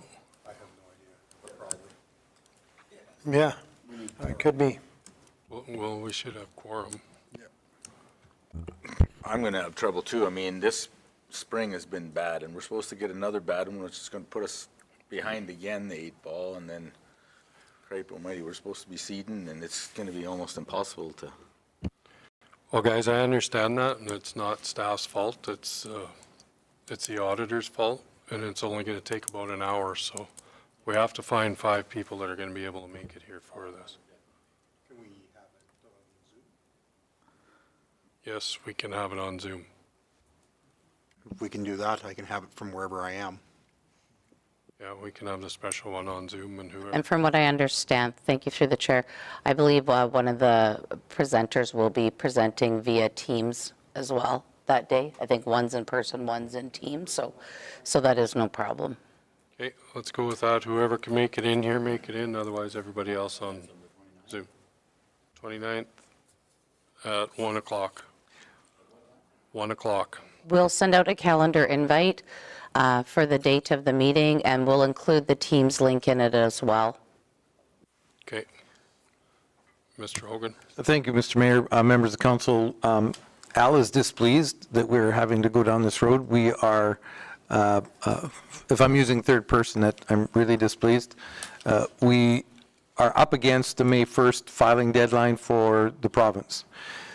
Given Bill 50, 20, and 28, and the province's changed attitude towards municipalities and bureaucracies, we don't really have a burning desire to reach out to the province to request an exemption and an extension, which I'm not sure we would receive anyway.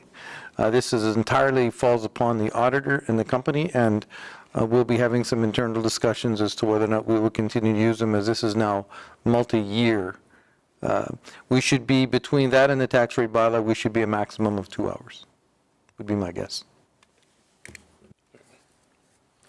Can I voice my displeasure? Got it? Yeah. It's not going to be a long one, but it's an important one that, okay. Okay. The hours my headphones last, so that's good. Who? Dustin's making it. Any questions or comments? Vote.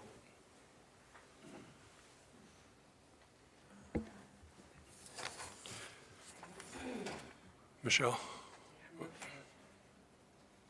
Shaden was That's displaced. carried. All right,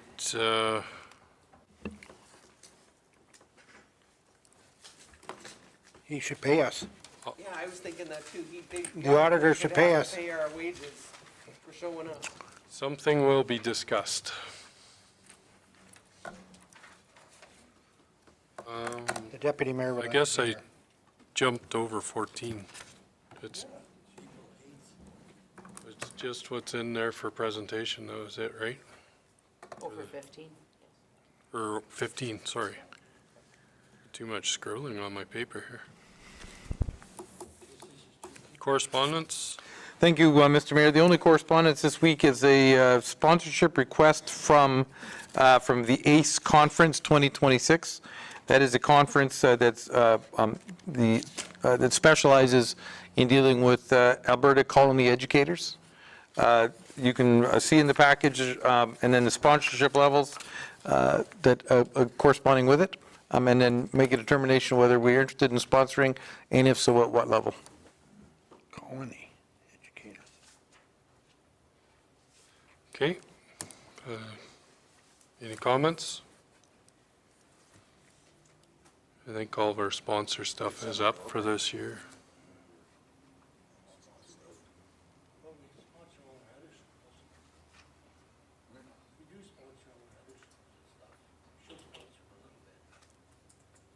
Why?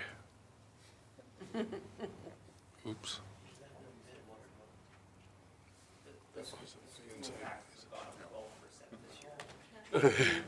I think we're sponsoring them enough. Sponsor enough.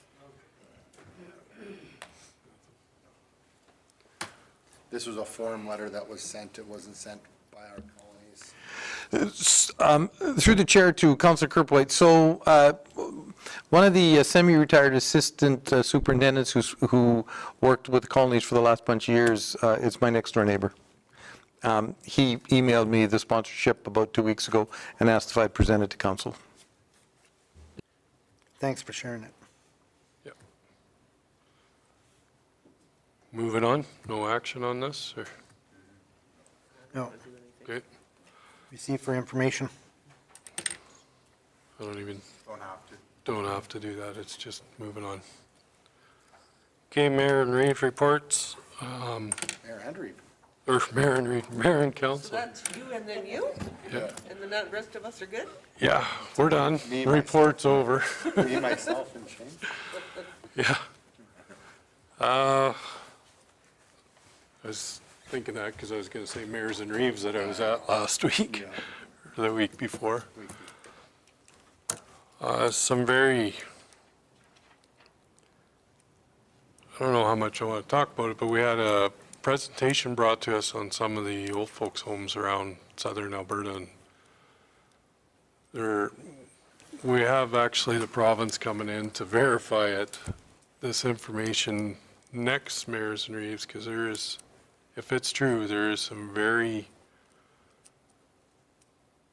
graphic stuff out there on how some of our seniors are being taken care of and some of the things that are going on with them. It was pretty frustrating to watch. I don't know how true it is. We're going to have verification on it, but a lot of the pictures now were true. I mean, they happen to people, so.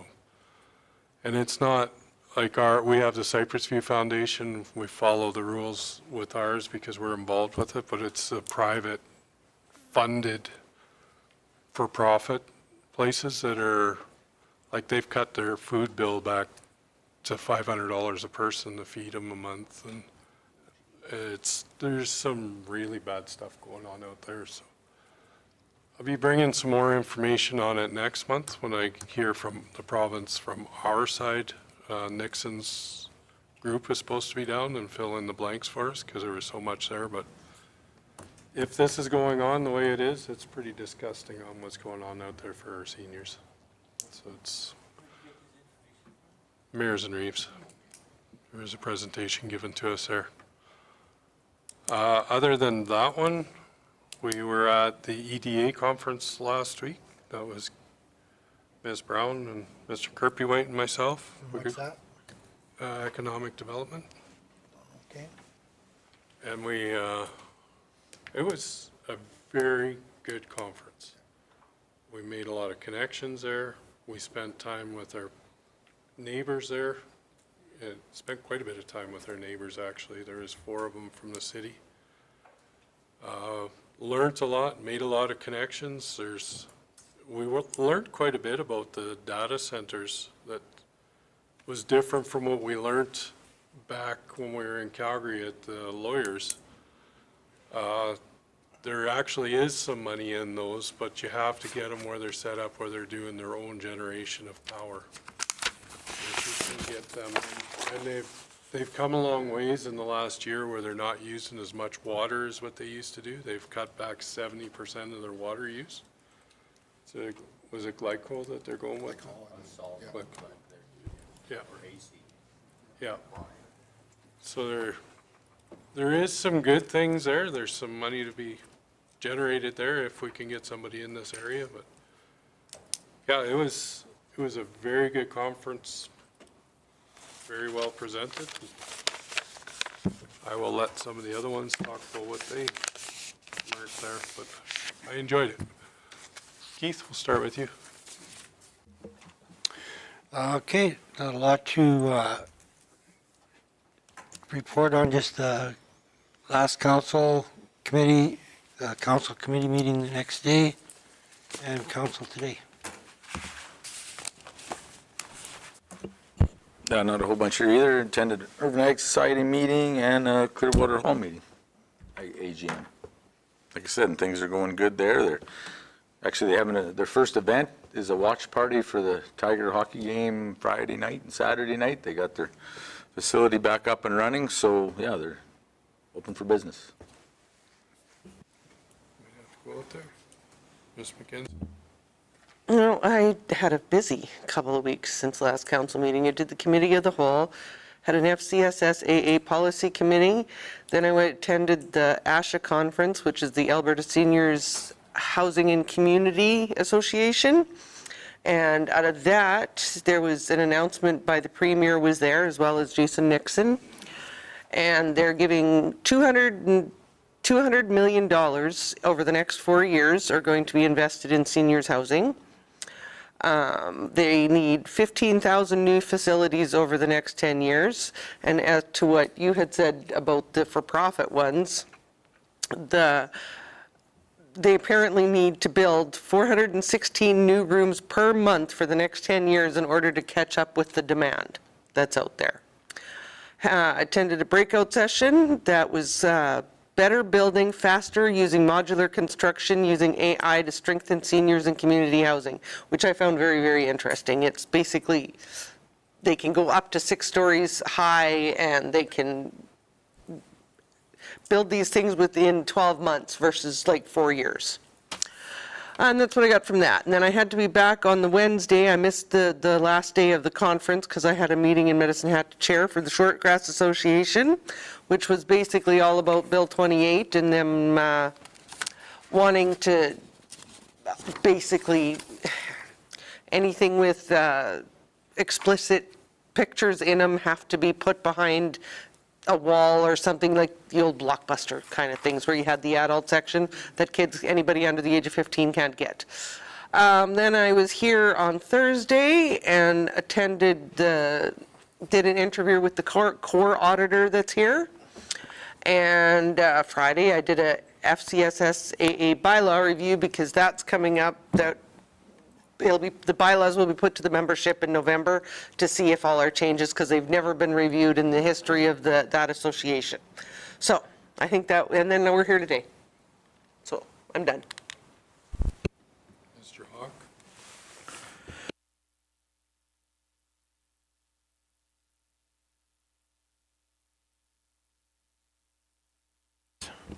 Had an Ag Service Board meeting, and quite a few calls about Highway 3. And that's about it here today.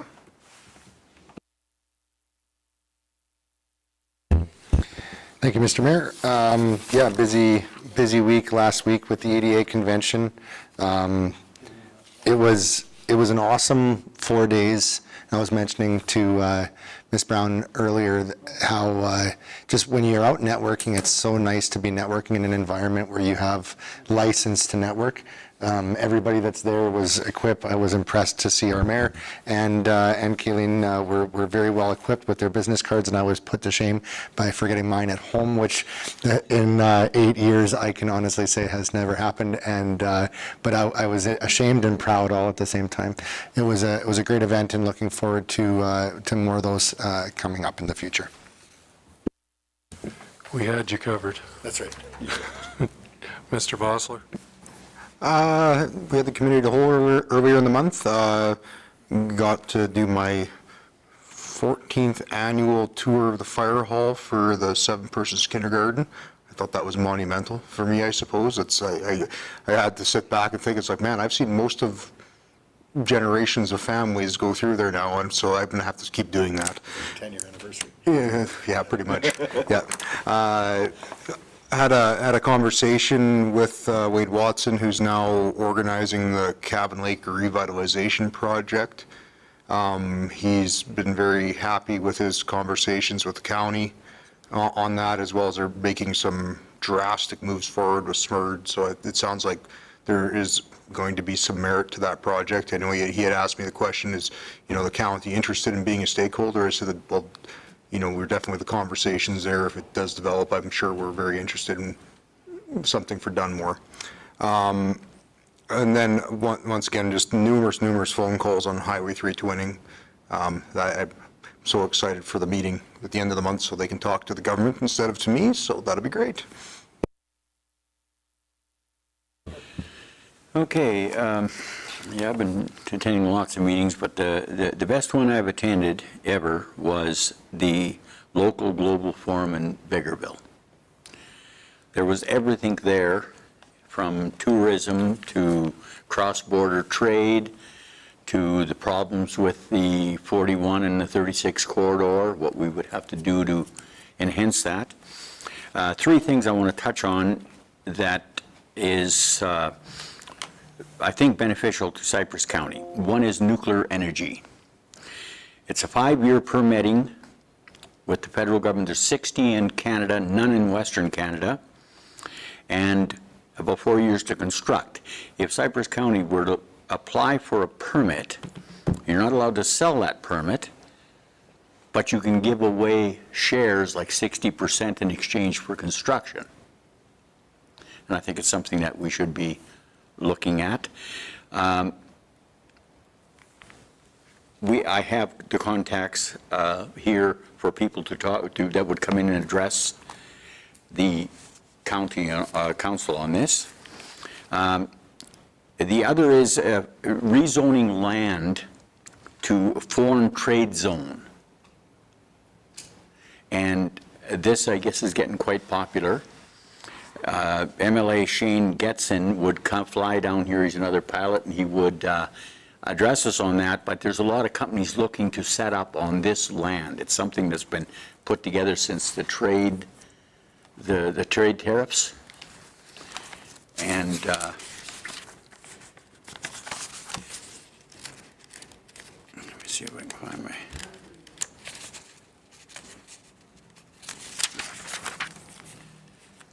And the other is robot manufacturing. I realize the Medicine Hat is pretty popular with that, but the problem that they've got is they have to go to Foremost to do their pilot tests. These companies are looking for a place like Cypress County where they can walk out the back door. And I have the contact for a person involved with that who would bring forward the various companies that we could contact in order to get that going. And that's a big thing for the future. It's just going to continue to grow. But these are just some ideas that we got up there, and I'd be willing to sit and talk to anybody about it or pass on the contacts. Thank you.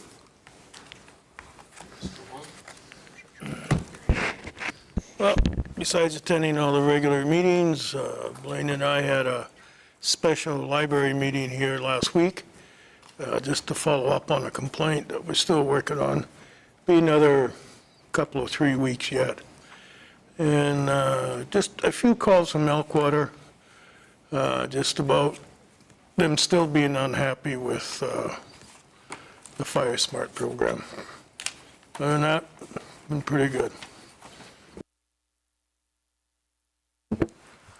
Does anybody have any questions on the reports? We don't even have to move them anymore, Dustin.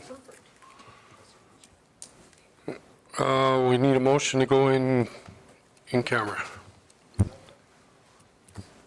Keith is making that motion. Vote.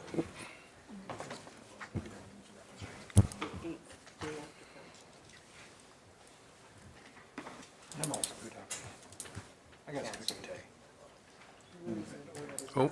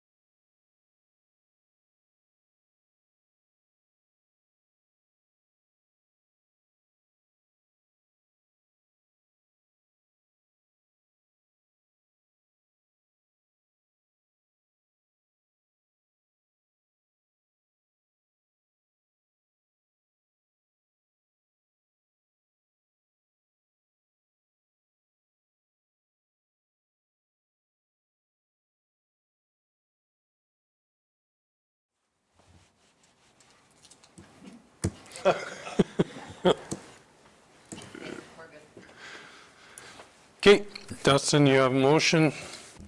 Can you read it off for me, please? Okay, that council direct administration to prepare a conceptual plan, site plan, and high-level budget estimate for a recreation center in Dunmore Junction that may include 2 ice hockey sheets and potentially up to 6 curling sheets, with the funding for this work coming from the approved capital project in the Urban Sports Complex Ice Plant Slab Replacement Project, CP-J323.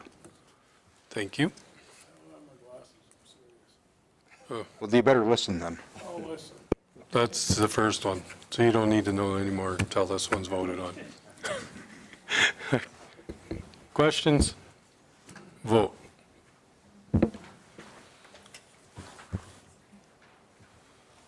That's carried. Okay. Robin, you want me? Second one? I think somebody else had. Didn't Lloyd say that he wanted to? You can't read it. Make the motion. I'll read it for him. Okay. All right, to assist our friend to the south, motion number 2 is that council direct administration to maintain the urban sports complex at its current service level until a seamless transition to a new recreation facility in Dunmore Junction is achieved, with any required repairs to be funded from the remaining funds of $130,504 previously approved capital project for urban sports complex ice plant repairs, CP-J318.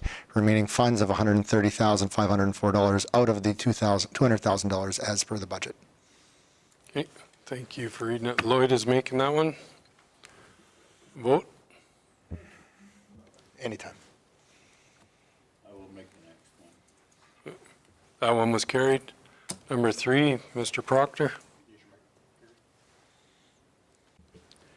That council direct administration to undertake comprehensive community engagement on the future recreational programming of the urban sports complex and to prepare a report and recommendation for council's consideration. So moved. Thank you, Mr. Proctor. Any questions? Vote.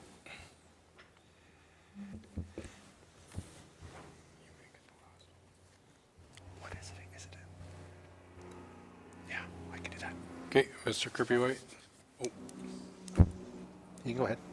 do you want the 4th one? Okay, go ahead and read it off.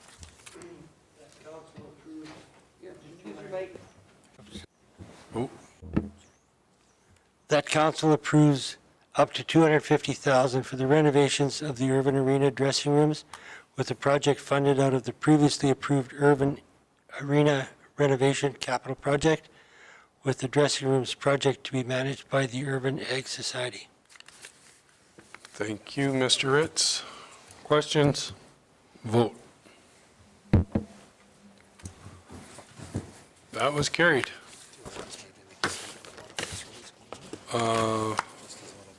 Just the press release will be released. It's already gone. Excellent. All right, meeting adjourned.